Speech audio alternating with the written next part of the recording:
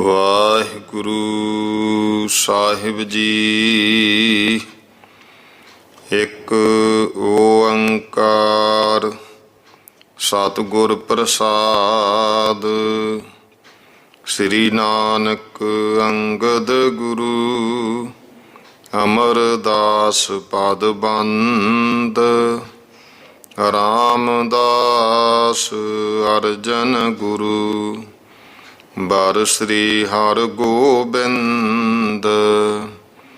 ਹਰੀ ਰਾਏ ਹਰਿ ਕ੍ਰਿਸ਼ਨ ਗੁਰ ਤੇਗ ਬਹਾਦਰ ਚੰਦ। ਦਸਵੇਂ ਗੋਬਿੰਦ ਸਿੰਘ ਗੁਰੂ ਨਮੋ ਚਰਨ ਅਰਬਿੰਦ। ਜਿਸ ਮਹਿ ਅੰਮ੍ਰਿਤ ਗਿਆਨ ਹੈ ਮਾਣਕ ਭਗਤ ਵੈਰਾਗ। ਸ੍ਰੀ ਗੁਰੂ ਗ੍ਰੰਥ ਸਾਹਿਬ ਉद्धਦ ਬੰਦੋ ਕਰ ਅਨੁਰਾਗ। ਸ੍ਰੀ ਗੁਰ ਸ਼ਬਦ ਕਮਾਏ ਜਿਨ ਜੀਤੇ ਪੰਚ ਵਿਕਾਰ। ਤਿਨ ਸੰਤਨ ਕੋ ਬੰਦਨਾ ਸਿਰ ਚਰਨਨ ਪਰ ਧਾਰ। ਏਕ ਓੰਕਾਰਾ ਸਤਿਗੁਰੂ ਤੇ ਪ੍ਰਸਾਦ ਸਚ ਹੋਏ। ਵਾਹਿਗੁਰੂ ਜੀ ਕੀ ਫਤਿਹ। ਵਿਘਨ ਬਿਨਾਸਨ ਸੋਏ।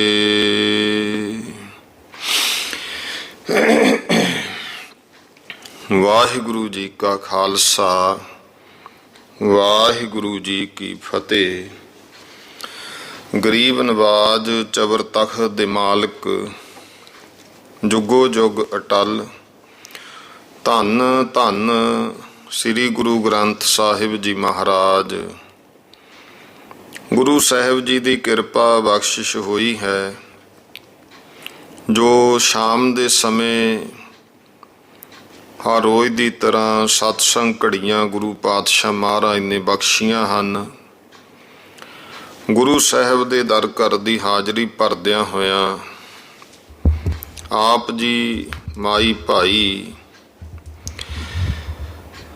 ਜੋ ਗੁਰੂ ਘਰਾਂ ਦੀ ਮਰਜ਼ਾਦਾ ਕਿ ਸ਼ਾਮ ਦਾ ਸਮਾਂ ਜੋ ਇਤਿਹਾਸ ਦੀ ਕਥਾ ਦਾ ਸਮਾਂ ਹੈ, ਗੁਰੂ ਕਾ ਗੁਰੂ ਕੇ ਸਿੰਘਾਂ ਦਾ ਇਤਿਹਾਸ ਵੱਖ-ਵੱਖ ਪੁਰਾਤਨ ਗ੍ਰੰਥਾਂ ਦਾ ਲੜੀਵਾਰ ਕਥਾ ਚੱਲਦੀ ਰਹਿੰਦੀ ਹੈ। ਮਹਾਰਾਜ ਦੀ ਦਇਆ ਮਿਹਰ ਸਦਕਾ ਜੋ ਹੁਣ ਆਪਾਂ ਕੁਝ ਸਮੇਂ ਤੋਂ ਬਹੁਤ ਹੀ ਸਤਿਕਾਰਯੋਗ ਮਹਾਨ ਵਿਦਵਾਨ ਪੰਥ ਰਤਨ ਗਿਆਨੀ ਗਿਆਨ ਸਿੰਘ ਜੀ ਉਹਨਾਂ ਦੁਆਰਾ ਰਚਿਤ ਤਵਾਰੀਖ ਗੁਰੂ ਖਾਲਸਾ ਇਸ ਗ੍ਰੰਥ ਦੀ ਆਪਾਂ ਕਥਾ ਸਰਵਣ ਕਰ ਰਹੇ ਹਾਂ।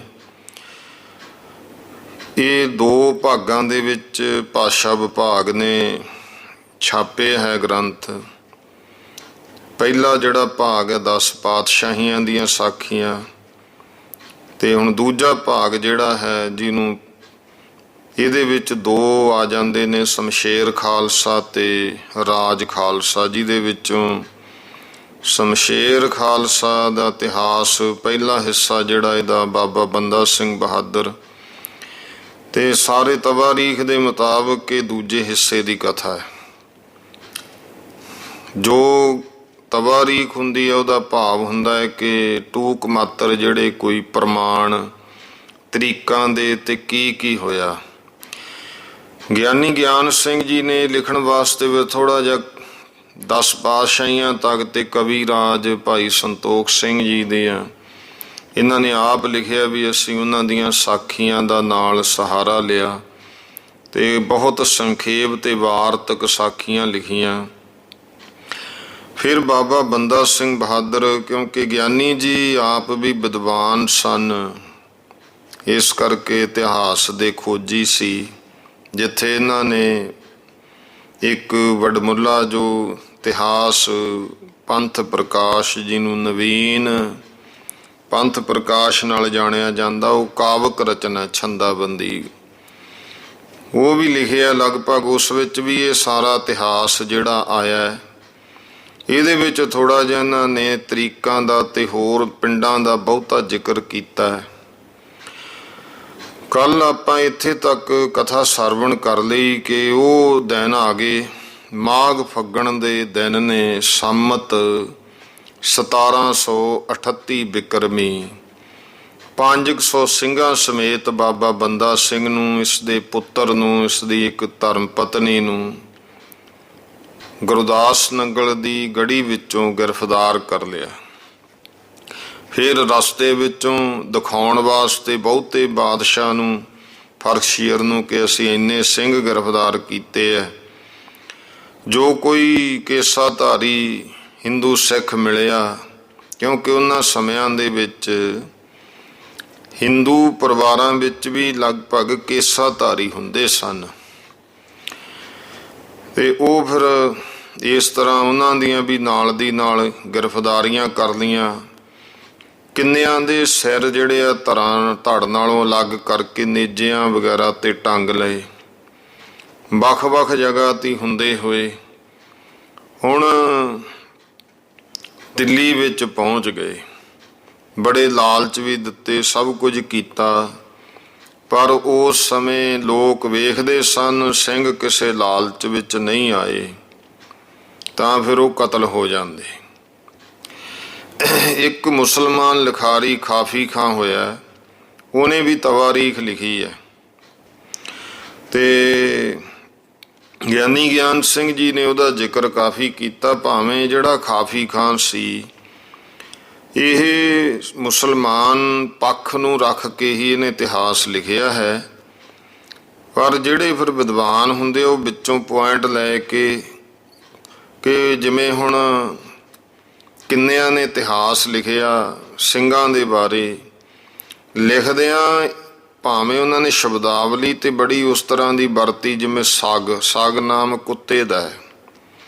ਸਿੰਘਾਂ ਨੂੰ ਸੱਗ ਵੀ ਲਿਖਦੇ ਰਹੇ, ਕੁੱਤੇ ਵੀ ਲਿਖਦੇ ਰਹੇ, ਪਰ ਬਹਾਦਰੀ ਕਰਨ ਉਹ ਵੀ ਨਹੀਂ ਰਹਿ ਸਕੇ ਵੀ ਇਹ ਜਿਹੜੇ ਸੱਗ ਨੇ, ਭਾਵ ਸਿੰਘਾਂ ਨੂੰ ਕੁੱਤੇ ਲਿਖ ਕੇ ਵੀ ਇਹ ਸੰਬੋਧਨ ਕਰਨਾ, ਇੰਨੇ ਹਠੀ ਨੇ ਕਿ ਆਪਣੇ ਗੁਰੂ ਤੋਂ ਆਪਣੀ ਜਾਨ ਕੁਰਬਾਨ ਕਰ ਦਿੰਦੇ ਆ। ਇਹ ਸੱਗ ਇੰਨੇ ਹਠੀ ਹੈ ਕਿ ਆਪਣੇ ਬੱਚਿਆਂ ਤੱਕ ਦੀ ਵੀ ਕੋਈ ਇਹਨਾਂ ਨੂੰ ਪਰਵਾਹ ਨਹੀਂ, ਸਿਰਫ ਆਪਣੇ ਗੁਰੂ ਦੀ ਖੁਸ਼ੀ ਵਾਸਤੇ। ਹੁਣ ਇਹਦੇ ਵਿੱਚ ਭਾਵ ਕੀ ਹੈ ਵੀ ਚਾਹੇ ਦੁਸ਼ਮਣ ਨੇ ਵੀ ਲਿਖਿਆ, ਕਿਰਦਾਰ ਸਿੰਘਾਂ ਦਾ ਇੰਨਾ ਉੱਚਾ ਸੁੱਚਾ ਸੀ, ਦੁਸ਼ਮਣ ਨੂੰ ਵੀ ਕੋਈ ਕਮੀ ਨਾ ਲੱਭੀ। ਉਹ ਸਿਰਫ ਸ਼ਬਦ ਹੀ ਜਿਹੜੇ ਹੈ ਉਸ ਤਰ੍ਹਾਂ ਦੇ ਵਰਤ ਸਕਿਆ, ਪਰ ਉਹਨੂੰ ਕੋਈ ਇਹ ਨਹੀਂ ਦੱਸਿਆ ਕਮੀ ਵੀ ਸਿੱਖਾਂ ਨੇ ਆਹ ਮਾੜਾ ਕੀਤਾ, ਕਿਸੇ ਬੀਬੀ ਦੀ ਪੱਤ ਲੁੱਟੀ ਜਾਂ ਹੋਰ ਇਹੋ ਜਿਹਾ ਕਦੇ ਵੀ ਜਿਹੜਾ ਦੁਸ਼ਮਣਾਂ ਦੇ ਲਿਖੇ ਇਤਿਹਾਸ ਵਿੱਚ ਵੀ ਜ਼ਿਕਰ ਨਹੀਂ ਮਿਲਦਾ। ਤੋ ਕਾਫੀ ਖਾਂ ਤੇ ਇੱਕ ਇਬਰਤਨਾਮਾ ਪੁਸਤਕ, ਉਹਦੇ ਵਿੱਚ ਗਿਆਨੀ ਗਿਆਨ ਸਿੰਘ ਦੱਸਦੇ ਆ ਕਿ ਲਿਖਿਆ ਹੋਇਆ ਕਿ ਉਹਨਾਂ ਸਿੰਘਾਂ ਦੇ ਸਿਦਕ ਭਰੋਸਾ ਹਾਠ ਵੇਖ ਵੇਖ ਕੇ ਖਲਕਤ ਜਿਹੜੀ ਹੈ ਉਹ ਕੁਰਬਾਨ ਹੁੰਦੀ ਹੈ। ਕਿਉਂ ਜਿਹੜਾ ਹੈ ਉਹ ਕਹਿ ਰਹੀ ਸੀ ਵੀ ਵੇਖੋ ਹੀ ਇਹਨਾਂ ਸੂਰਬੀਰ ਸਿੱਖਾਂ ਨੂੰ ਅਮੀਰ ਵਜ਼ੀਰ ਜਗੀਰਾਂ ਤੇ ਨਾਤੇ ਤੱਕ ਦੇਣ ਦੀਆਂ ਸੌਹਾਂ ਖਾਂਦੇ ਐ, ਪਰ ਇਹ ਐਸੇ ਹਠੀਏ ਨੇ, ਜਾਨਾਂ ਦਿੰਦੇ ਆ, ਕਸ਼ਟ ਪਾਉਂਦੇ ਆ, ਪਰ ਮੁਸਲਮਾਨ ਹੋ ਕੇ ਆਰਾਮ ਦੇ ਦਿਨ ਨਹੀਂ ਕੱਟਦੇ, ਸਗੋਂ ਕਤਲ ਦੀ ਤਲਵਾਰ ਇੱਕ ਮਸ਼ਾਲ ਹੈ ਤੇ ਉਸ ਮਸ਼ਾਲ ਵਾਂਗੂ ਚਮਕਦੀ ਅੱਗੇ ਪਤੰਗੇ ਬਣ ਰਹੇ ਹੈ। ਵੱਡੀ ਖੁਸ਼ੀ ਨਾਲ ਇੱਕ ਤੋਂ ਇੱਕ ਅੱਗੇ ਵੱਧ ਕੇ ਗੁਰਬਾਣੀ ਪੜ੍ਹਦੇ ਸ਼ਹੀਦੀਆਂ ਪ੍ਰਾਪਤ ਕਰਦੇ ਆ। ਬੇਸ਼ੁਮਾਰ ਖਲਕਤ ਖੜੀ ਤਰਾ ਕਰਦੀ ਨੇਤਰਾਂ ਤੋਂ ਜਲ ਵਹਾ ਰਹੀ ਹੈ। ਹੁਣ ਕੋਈ ਕਹਿੰਦਾ ਸ਼ੁਦਾਈ ਨੇ, ਕੋਈ ਕਹਿੰਦਾ ਹਕੀਕੀ ਇਸ਼ਕ ਦੇ ਸਮੁੰਦਰ 'ਚ ਮੌਜਾਂ ਲੈਂਦੇ ਦੱਸਦੇ ਆ, ਕੋਈ ਮੂਰਖੀ ਦੱਸ ਰਹੇ ਨੇ। ਕਿਉਂ ਕਹਿੰਦੇ ਦੇਖੋ ਜੀ, ਜਾਨ ਜਹਾਨ ਮਾਇਆ ਮਾਨ, ਇਹਨਾਂ ਨੂੰ ਜਾਨ ਵੀ ਮਿਲ ਰਹੀ ਹੈ, ਜਹਾਨ ਵੀ ਮਿਲ ਰਿਹਾ, ਮਾਇਆ ਵੀ ਮਿਲ ਰਹੀ ਹੈ, ਮਾਨ ਵੀ ਮਿਲਦਾ, ਪਰ ਇਹਨਾਂ ਨੇ ਸਭ ਕੁਝ ਭੁੱਲ ਕੇ, ਇਹ ਜਾਣੋ ਕਿ ਇੱਕ ਤਰ੍ਹਾਂ ਨਾਲ ਭੁੱਲ ਦੀ ਭੰਗ ਪੀ ਕੇ ਮਰਨ ਨੂੰ ਹੀ ਚੰਗਾ ਸਮੰਨਿਆ ਹੋਇਆ ਹੈ।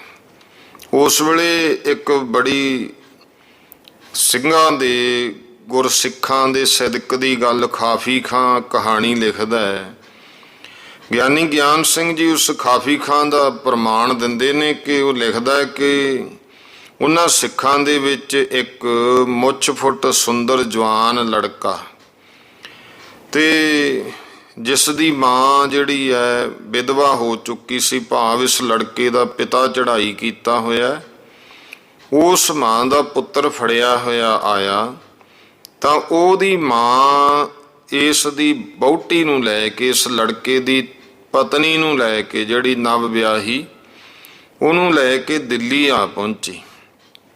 ਅਨੇਕਾਂ ਅਰਜ਼ੀਆਂ ਉਹਨੇ ਦਿੱਤੀਆਂ, ਪਰ ਹੁਣ ਸੁਣਵਾਈ ਵੀ ਜਿਹੜੀ ਹੈ ਉਹ ਕਿੱਥੇ ਹੁੰਦੀ ਹੈ ਛੇਤੀ। ਬੜੀਆਂ ਅਰਜ਼ੀਆਂ, ਬੜੀਆਂ ਮਿੰਨਤਾਂ ਕੀਤੀਆਂ। ਧੰਨ ਸ੍ਰੀ ਗੁਰੂ ਨਾਨਕ ਦੇਵ ਜੀ ਮਹਾਰਾਜ ਦੀ ਉਚਾਰਨ ਕੀਤੀ ਗੌੜੀ ਕੀ ਵਾਰ ਦੇ ਵਿੱਚ ਗੁਰੂ ਅਮਰਦਾਸ ਪਾਤਸ਼ਾਹ ਦੇ ਬਚਨ ਹੈ, ਮਾਇਆ ਧਾਰੀ ਅਤ ਅੰਨਾ ਬੋਲਾ, ਸ਼ਬਦ ਨਾ ਸੁਣੀ ਬਹਰੋਲ ਕਚੋਲਾ। ਜਿਹੜੇ ਮਾਇਆ ਧਾਰੀ ਹੈ ਨਾ, ਉਹ ਅਤੀ ਅੰਨੇ ਨੇ, ਭਾਵ ਅੰਨਾ ਪੁਣਾ ਵੀ ਅੱਤ ਤੇ ਚਲਿਆ ਗਿਆ ਹੈ, ਤੇ ਬੋਲੇ ਵੀ ਨੇ, ਅਤੀ ਬੋਲੇ। ਜਦੋਂ ਕਿਸੇ ਗੱਲ ਦੀ ਅੱਤ ਹੋ ਜੇ ਤਾਂ ਫਿਰ ਇਹ ਵੀ ਲਿਖਿਆ ਨਾ ਵੀ ਅਤੀ ਤੇ ਚਲਿਆ ਗਿਆ ਬੰਦਾ ਧੱਕੇ ਖਾਂਦਾ ਹੈ। ਇਸ ਤਰ੍ਹਾਂ ਦੀਆਂ ਹਾਲਤਾਂ ਤੇ ਸੁਣਵਾਈ ਜੀ ਨਾ ਹੋਈ। ਇੱਕ ਦਿਨ ਉਹ ਮਾਈ ਬੁੱਢੀ ਭੱਜ ਕੇ ਦੌੜ ਕੇ ਬਾਦਸ਼ਾਹ ਦੀ ਅਸਵਾਰੀ ਦੇ ਹਾਥੀ ਅੱਗੇ ਢਹਿ ਪਈ। ਫਰਕਸ਼ੀਅਰ ਬਾਦਸ਼ਾਹ ਹੈ। ਬਾਦਸ਼ਾਹ ਦੇ ਪੁੱਛਣ ਤੇ ਉਹਨੇ ਆਖਿਆ ਵੀ ਬਾਦਸ਼ਾਹ, ਮੈਂ ਰੰਡੀ ਹੋ ਚੁੱਕੀ ਹਾਂ, ਮੇਰਾ ਰੰਡੀ ਦਾ ਇੱਕੋ ਪੁੱਤਰ ਹੈ ਤੇ ਉਹ ਸਿੱਖ ਨਹੀਂ ਹੈ, ਧੋਖੇ ਦੇ ਵਿੱਚ ਫੜਿਆ ਗਿਆ। ਉਹ ਤਾਂ ਹੁਣੇ ਵਿਆਹ ਕੇ ਲਿਆਂਦਾ, ਅਜੇ ਤੱਕ ਗਾਨਾ ਨਹੀਂ ਖੋਲ੍ਹਿਆ, ਵਹੁਟੀ ਮਹਿੰਦੀ ਰੰਗੇ ਹੱਥੀਂ ਹੈ। ਬਾਦਸ਼ਾਹ, ਉਹ ਬੇਗੁਨਾਹ ਅੱਜ ਕਤਲ ਹੋ ਜਾਏਗਾ।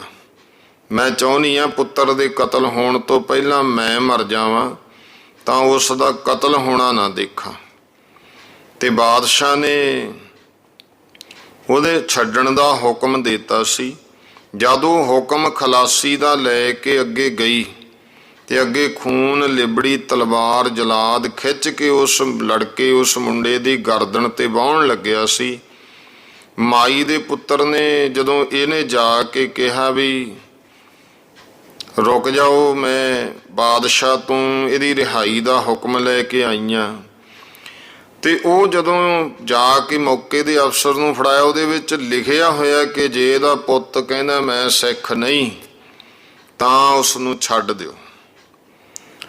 ਬਾਦਸ਼ਾਹ ਮਨ ਵਿੱਚ ਇਹ ਸੀ, ਸਲਾਹ ਦਿੱਤੀ ਸੀ ਵਜ਼ੀਰਾਂ ਨੇ ਕਿ ਜੇ ਉਹ ਮੰਨ ਜੇ ਮੈਂ ਸਿੱਖ ਨਹੀਂ, ਕੱਲ੍ਹ ਨੂੰ ਆਪਾਂ ਇਤਿਹਾਸ ਵਿੱਚ ਲਿਖਣ ਜੋਗੇ ਤਾਂ ਹੋ ਜਾਵਾਂਗੇ ਕਿ ਸਿੱਖ ਵੀ ਮੌਤ ਨੂੰ ਵੇਖ ਕੇ ਡਰੇ ਤੇ ਆਪਣੀ ਸਿੱਖੀ ਤੋਂ ਮੁਨਕਰ ਹੋਏ।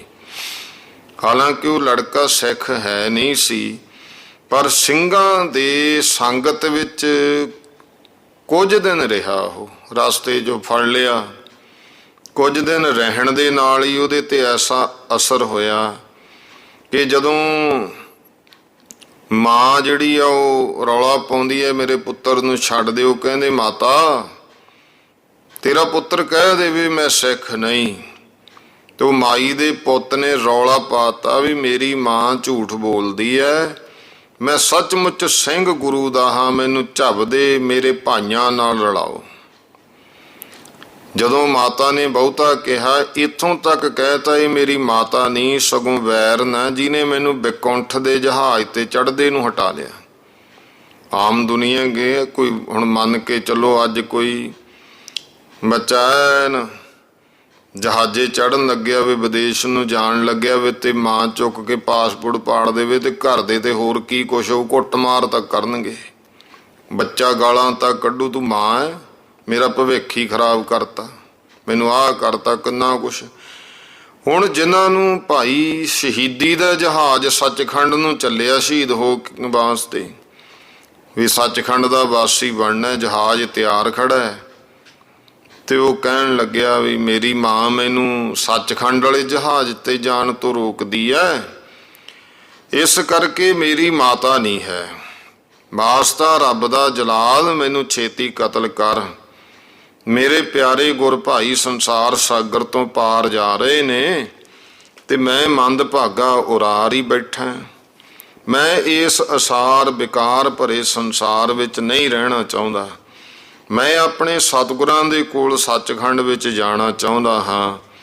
ਇਹ ਬਚਨ ਸੁਣ ਕੇ ਉਹਦੇ ਚੰਦ ਜਿਹੇ ਸੋਹਣੇ ਸੁੰਦਰ ਮੁਖੜੇ ਨੂੰ ਦੇਖਦੀ ਹੋਈ ਖਲਕਤ ਜ਼ਾਰ ਜ਼ਾਰ ਰੋ ਰਹੀ ਸੀ ਤੇ ਹਰ ਤਰਫੋਂ ਵਾਹ ਵਾਹ ਦੀ ਧੁਨੀ ਧਰਮ ਦੀ ਰਸ ਭਰੀ ਆ ਰਹੀ ਹੈ। ਇਹ ਬਿਰਤਾਂਤ ਸੁਣ ਕੇ ਬਾਦਸ਼ਾਹ ਨੇ ਵੀ ਅੱਖਾਂ ਭਰ ਕੇ ਹੁਕਮ ਦੇ ਦਿੱਤਾ ਕਿ ਇਹੋ ਜਿਹੇ ਸਿਦਕੀ ਬਹਾਦਰ ਸਿੰਘਾਂ ਨੂੰ ਮਾਰਨਾ ਚੰਗਾ ਨਹੀਂ। ਇਉਂ ਕਰੋ ਵੀ ਜਿੰਨੇ ਬਾਕੀ ਰਹਿ ਗਏ ਨੇ ਨਾ, ਬਾਬਾ ਬੰਦਾ ਸਿੰਘ ਬਹਾਦਰ ਤੋਂ ਬਿਨਾਂ ਜਿਹੜੇ ਫੜ ਕੇ ਲਿਆਂਦੇ ਉਹ ਰਹਿ ਗਏ ਸੀ ਕੁਛ ਰਸਤਿਆਂ ਜੋ ਫੜੇ, ਕਹਿੰਦਾ ਸਭ ਛੱਡ ਦਿਓ। ਉਹ ਸੱਚੇ ਸਿਦਕੀ ਭੁਜੰਗੀ ਪਿੱਛੇ ਬਹੁਤ ਛੁੱਟ ਵੀ ਗਏ। ਗੁਰੂ ਨਾਨਕ ਦੇ ਮਹਾਰਾਜ ਜੀ ਦਾ ਜਿਵੇਂ ਬਚਨ, ਨਾਨਕ ਤੇ ਮੁਖ ਉਜਲੇ ਕੀਤੀ ਛੁੱਟੀ ਨਾਲ।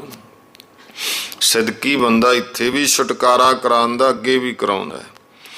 ਤੇ ਇਹ ਕਹਾਣੀ ਖਾਫੀ ਖਾਂ ਜਿਹੜਾ ਹੈ ਔਰ ਮੁਹੰਮਦ ਸ਼ਾਹੀ ਤੇ ਇੱਕ ਅੰਗਰੇਜ਼ੀ ਵਕੀਲ ਸੀ, ਅੰਗਰੇਜ਼ਾਂ ਦਾ ਉਸ ਸਮੇਂ ਆਇਆ ਹੋਇਆ। ਉਹਨੇ ਵਕੀਲ ਨੇ ਅੱਖੀਂ ਦੇਖੀ ਹੈ, ਸਹੀ ਸਹੀ ਸਮਝ ਕੇ ਲਿਖਦੇ ਹੈ।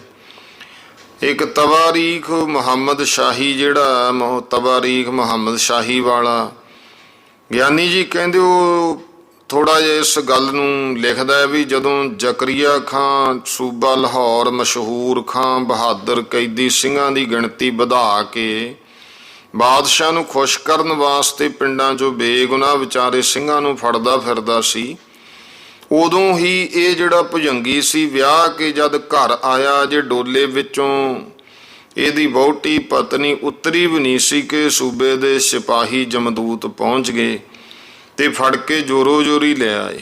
ਪਿਤਾ ਮਰ ਚੁੱਕਾ ਸੀ, ਮਾਤਾ ਨੇ ਬਹੁਤ ਬੇਨਤੀਆਂ ਦੁਸ਼ਟਾਂ ਅੱਗੇ ਕੀਤੀਆਂ, ਰੋਈ ਪਿੱਟੀ, ਪਰ ਉਹ ਪੱਥਰ ਦਿਲ ਭੋਰਾ ਵੀ ਨਰਮ ਨਾ ਹੋਏ।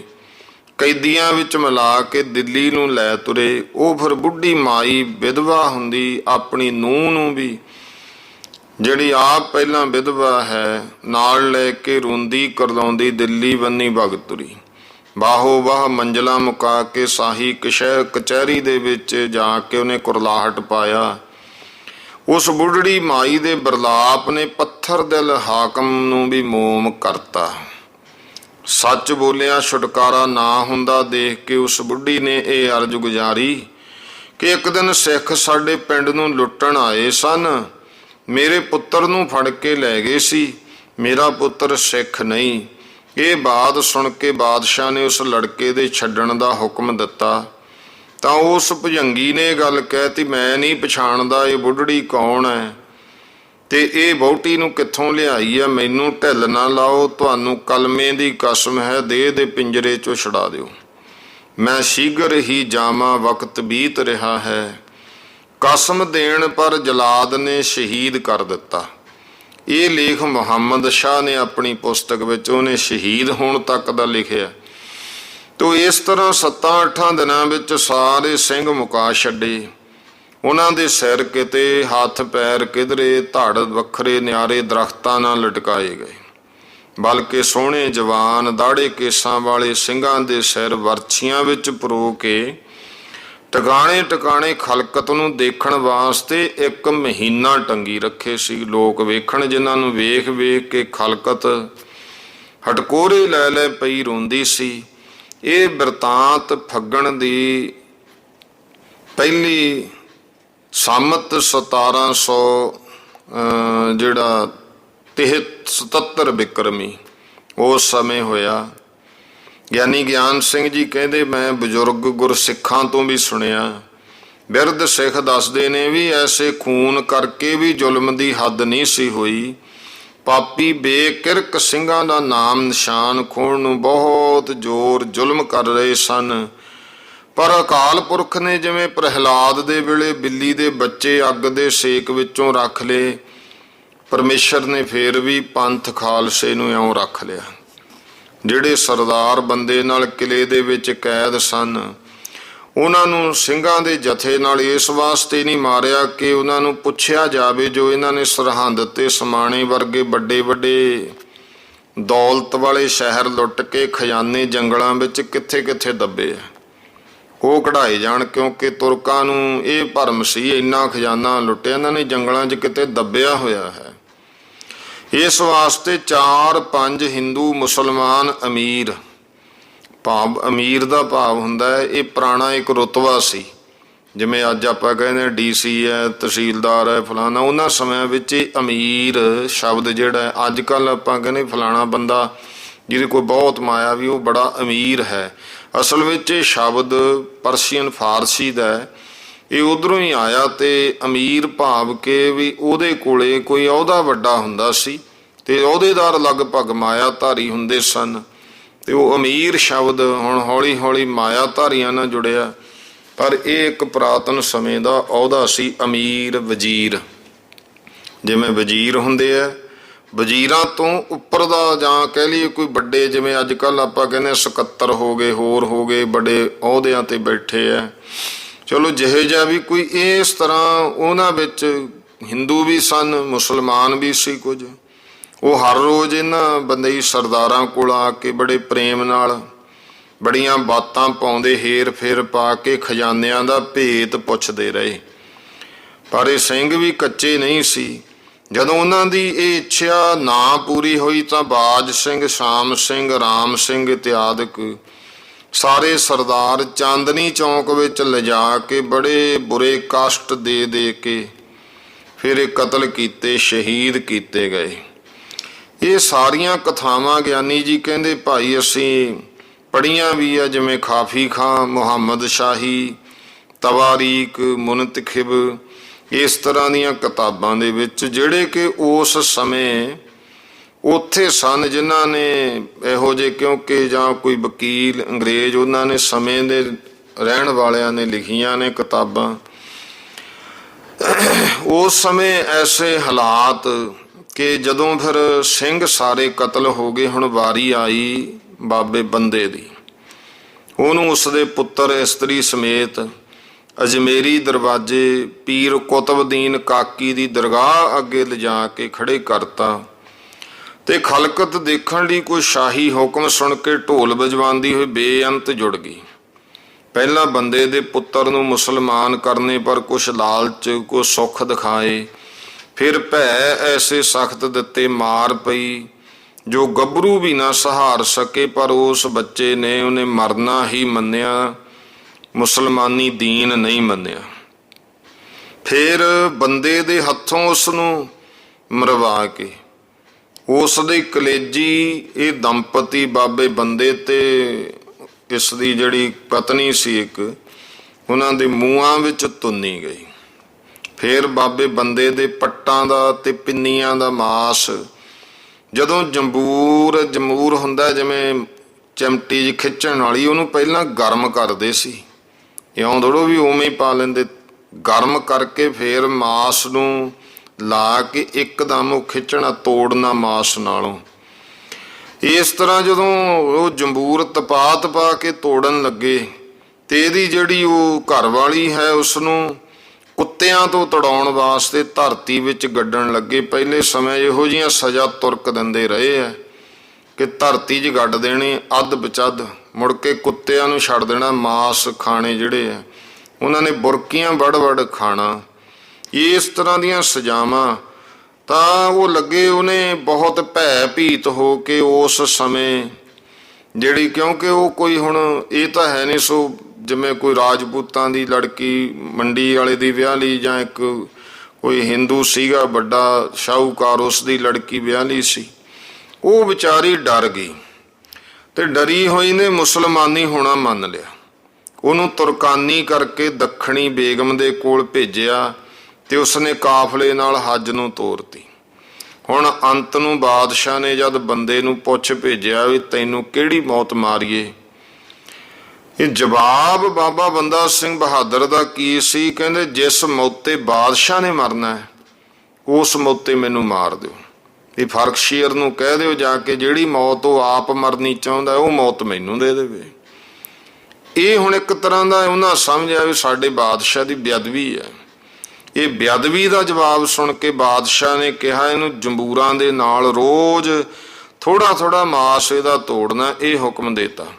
ਜਦੋਂ 2 ਦਿਨ ਪਿੰਨੀਆਂ ਪੱਟਾਂ ਦਾ ਮਾਸ ਤੋੜਿਆ ਤਾਂ ਬਾਬੇ ਬੰਦੇ ਨੇ ਭੋਰਾ ਭਰ ਵੀ ਪੀੜ ਨਾ ਮੰਨੀ, ਅਡੋਲ ਬੈਠਾ ਰਿਹਾ। ਇਹ ਹਾਲ ਨਜਬੁਲ ਦੌਲਾ ਵਜ਼ੀਰ ਆਜ਼ਮ ਇਹ ਉਸ ਸਮੇਂ ਖੁਦ ਵੇਖਦੇ ਸੀ। ਦੇਖ ਕੇ ਹੈਰਾਨ ਹੋ ਕੇ ਬਾਬੇ ਬੰਦਾ ਸਿੰਘ ਨੂੰ ਪੁੱਛਣ ਲੱਗਿਆ, ਤੈਨੂੰ ਪੀੜ ਨਹੀਂ ਹੁੰਦੀ? ਤੂੰ ਪੀੜਾ ਕਿਉਂ ਨਹੀਂ ਮੰਨਦਾ? ਦਰਦ ਕਿਉਂ ਨਹੀਂ ਮੰਨਦਾ? ਜੇ ਕਿਸੇ ਨੂੰ ਇੱਕ ਕੰਡਾ ਚੁਭਦਾ ਹੈ ਨਾ ਜਾਂ ਭੂਰਕ ਵੀ ਜ਼ਖਮ ਲੱਗਦਾ, ਉਹਦੀ ਪੀੜ ਨਹੀਂ ਸਹਾਰੀ ਜਾਂਦੀ, ਆਦਮੀ ਵਿਆਕੁਲ ਹੋ ਜਾਂਦਾ ਹੈ। ਜਦ ਕਿ ਚੁੰਡੀ ਵੱਡੀ ਸਹਾਰਨੀ ਔਖੀ ਹੈ, ਤੇਰਾ ਮਾਸ ਨੋਚਿਆ ਜਾਂਦਾ ਹੈ, ਫਿਰ ਵੀ ਤੂੰ ਐਡੇ ਧੀਰਜ ਨਾਲ ਪ੍ਰਸੰਨ ਬਦਨ ਬੈਠਾ ਮਾਸ ਤੁੜਾ ਰਿਹਾ। ਚਿਹਰੇ ਪਰ ਵੀ ਕੋਈ ਤੇਰੇ ਪਸੀਨਾ ਤੱਕ ਨਹੀਂ ਆਇਆ, ਤੇ ਨਾ ਤਾਂ ਨੱਕ ਵਟਿਆ ਨਾ ਤਾਂ ਸੀ ਕੀਤੀ। ਇਹ ਕੀ ਕਾਰਨ ਹੈ? ਸੱਚ ਕਹਿ, ਤੈਨੂੰ ਪੀੜਾ ਕਿਉਂ ਨਹੀਂ ਵਿਆਪਦੀ? ਬਾਬਾ ਬੰਦਾ ਕਹਿਣ ਲੱਗਿਆ, ਇਹ ਸੱਚੇ ਬ੍ਰਹਮ ਗਿਆਨ ਤੇ ਸੂਰਬੀਰ ਬਣਨ ਦਾ ਫਲ ਹੈ। ਦੁੱਖ ਸੁੱਖ ਮੰਨਣਾ ਮਨ ਦਾ ਧਰਮ ਹੈ। ਮੈਨੂੰ ਗੁਰੂ ਗੋਬਿੰਦ ਸਿੰਘ ਜੀ ਨੇ ਸੱਚਾ ਬ੍ਰਹਮ ਗਿਆਨ ਤੇ ਸੂਰਬੀਰ ਬਣਾਇਆ। ਮੈਂ ਪਹਿਲਾਂ ਇੱਕ ਸਾਧ ਸੀ, ਉਹਨਾਂ ਨੇ ਕਿਰਪਾ ਕਰਤੀ, ਸਾਧ ਤੋਂ ਸੂਰਬੀਰ ਵੀ ਬਣਾਤਾ।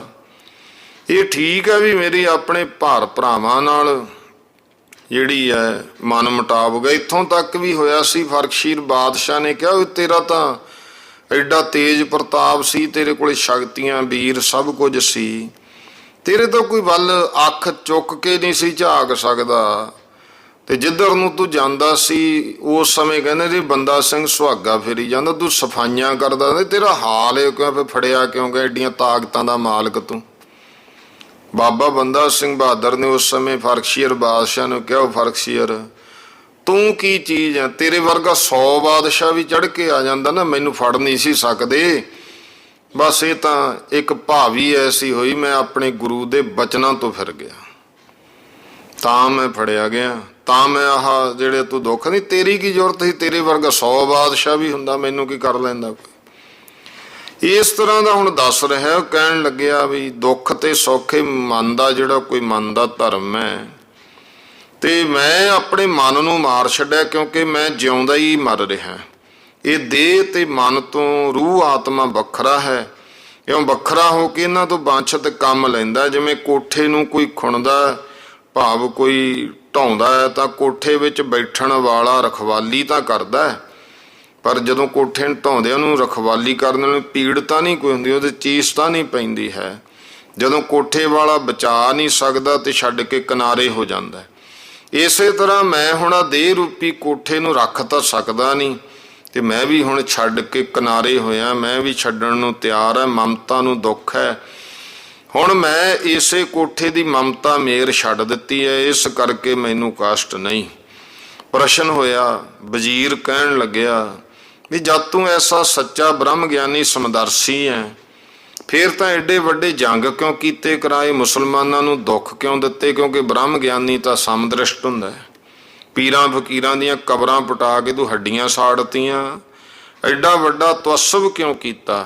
ਅਨੇਕਾਂ ਮੋਮਨ ਜਿਉਂਦੇ ਜਲਾਤੇ, ਬੱਚੇ ਮਾਸੂਮ ਮਰਵਾਤੇ, ਐਡੀ ਜਿੱਦ ਰੱਖੀ। ਰੋਜ਼ 1-2 ਮੋਮਨਾਂ ਨੂੰ ਕਤਲ ਕਰਕੇ ਉਹਨਾਂ ਦੀ ਛਾਤੀ ਤੇ ਪੈਰ ਧਰ ਕੇ ਤੂੰ ਸਵਾਰ ਹੁੰਦਾ ਰਿਹਾ।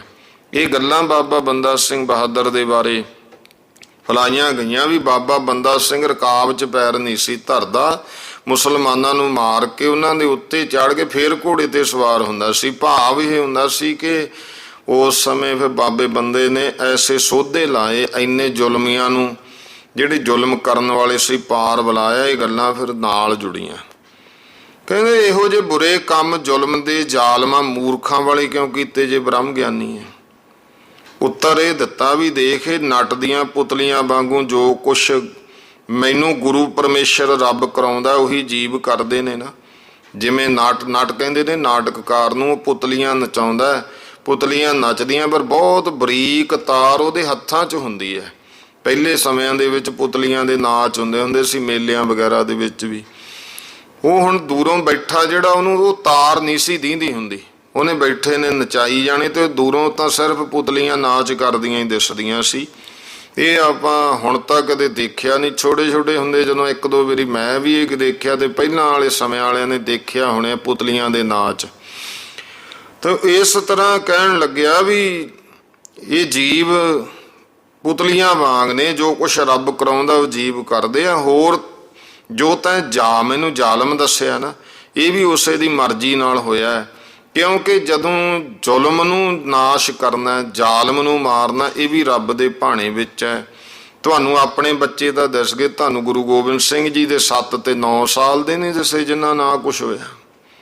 ਜਦ ਮੁਸਲਮਾਨਾਂ ਨੇ ਵੱਡੇ ਵੱਡੇ ਭਾਰੇ ਅਸਹਿ ਦੁਖਦਾਈ ਜ਼ੁਲਮ ਹਿੰਦੂਆਂ ਤੇ ਕੀਤੇ, ਤਾਂ ਉਹਨਾਂ ਦਾ ਫਲ ਭੋਗਣ ਲਈ ਉਸ ਸਾਹਿਬ ਨੇ ਮੈਨੂੰ ਜ਼ਾਲਮ ਬਣਾਤਾ। ਫਿਰ ਪ੍ਰਸ਼ਨ ਕੀਤਾ, ਬੰਦਾ ਸਿੰਘਾ ਤੂੰ ਐਡਾ ਵੱਡਾ ਕਰਾਮਾਤੀ ਹੋ ਕੇ ਸਾਡੀ ਕੈਦ ਵਿੱਚ ਕਿਉਂ ਆ ਗਿਆ? ਫਿਰ ਇਹਨੇ ਉੱਤਰ ਦਿੱਤਾ, ਕਹਿਣ ਲੱਗਿਆ ਇਹ ਮੇਰੀ ਗਫਲਤ ਭੁੱਲ ਦਾ ਨਤੀਜਾ ਹੈ।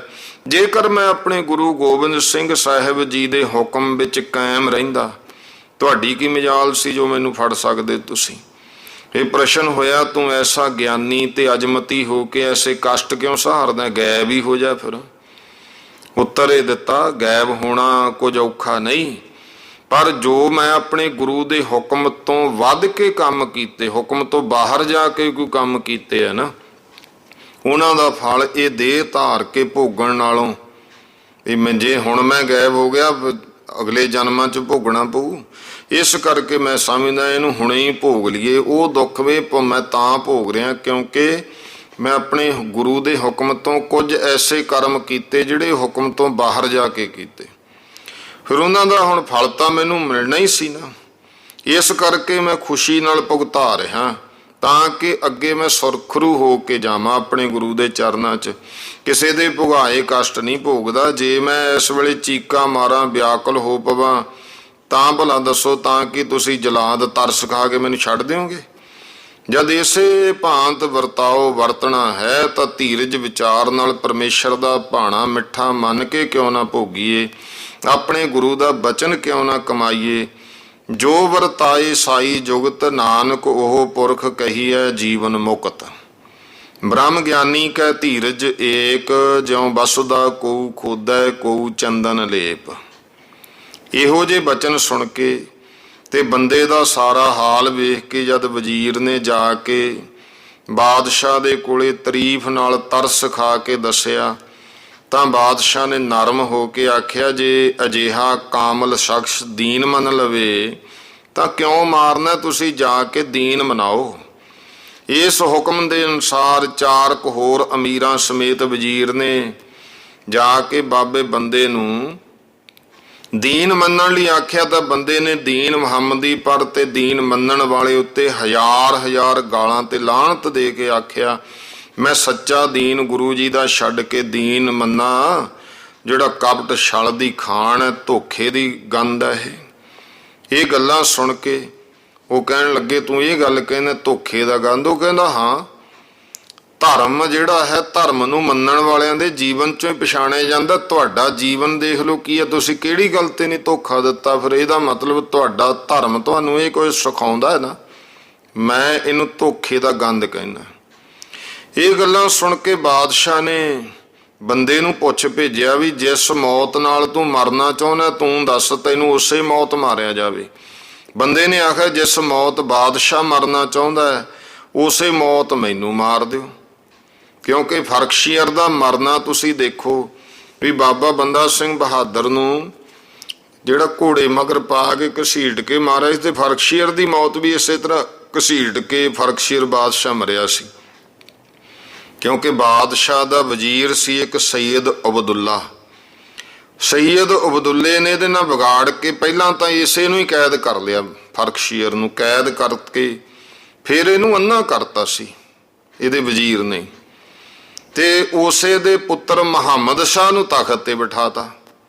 ਫਰਖਸ਼ੀਰ ਦੇ ਪੁੱਤ ਨੂੰ ਤਖਤ ਤੇ ਬਿਠਾ ਕੇ ਧੋਖੇ ਨਾਲ ਇਹੋ ਜਿਹੀਆਂ ਗੱਲਾਂ ਕਰਕੇ ਪਾੜ ਪਾ ਕੇ ਰਾਜਨੀਤੀ ਦੇ ਵਿੱਚ ਕੋਈ ਲਿਹਾਜ਼ ਨਹੀਂ ਕੀਤਾ ਜਾਂਦਾ, ਪੁੱਤ ਕੌਣ ਹੈ, ਮਾਂ ਭਰਾ ਕੌਣ ਇੱਥੇ। ਤਾਂ ਫਿਰ ਉਹ ਜਦੋਂ ਕੈਦ ਕਰ ਲਿਆ ਤੇ ਪੁੱਤ ਇਹਦਾ ਬਿਠਾਤਾ ਮੁਹੰਮਦ ਸ਼ਾਹ ਤਖਤ ਉੱਤੇ, ਜਿਹਨੂੰ ਮੁਹੰਮਦ ਸ਼ਾਹ ਰੰਗੀਲਾ ਵੀ ਕਹਿੰਦੇ। ਉਹ ਸੀ ਵੀ ਰੰਗੀਲਾ ਜੀ, ਸ਼ਰਾਬਾਂ ਸ਼ਰੂਬਾਂ ਪੀਂਦਾ ਹੁੰਦਾ ਸੀ, ਇਸ ਕਰਕੇ ਨਾਦਰ ਸ਼ਾਹ ਨੇ ਆ ਕੇ ਸੱਤਿਆਨਾਸ਼ ਮਾਰਤਾ ਸੀ ਦਿੱਲੀ ਦਾ। ਉਹ ਅਗਲੀਆਂ ਕਥਾਵਾਂ ਆਪਾਂ ਆਪ ਜੀ ਸੁਣਦੇ ਰਹੇ ਨੇ।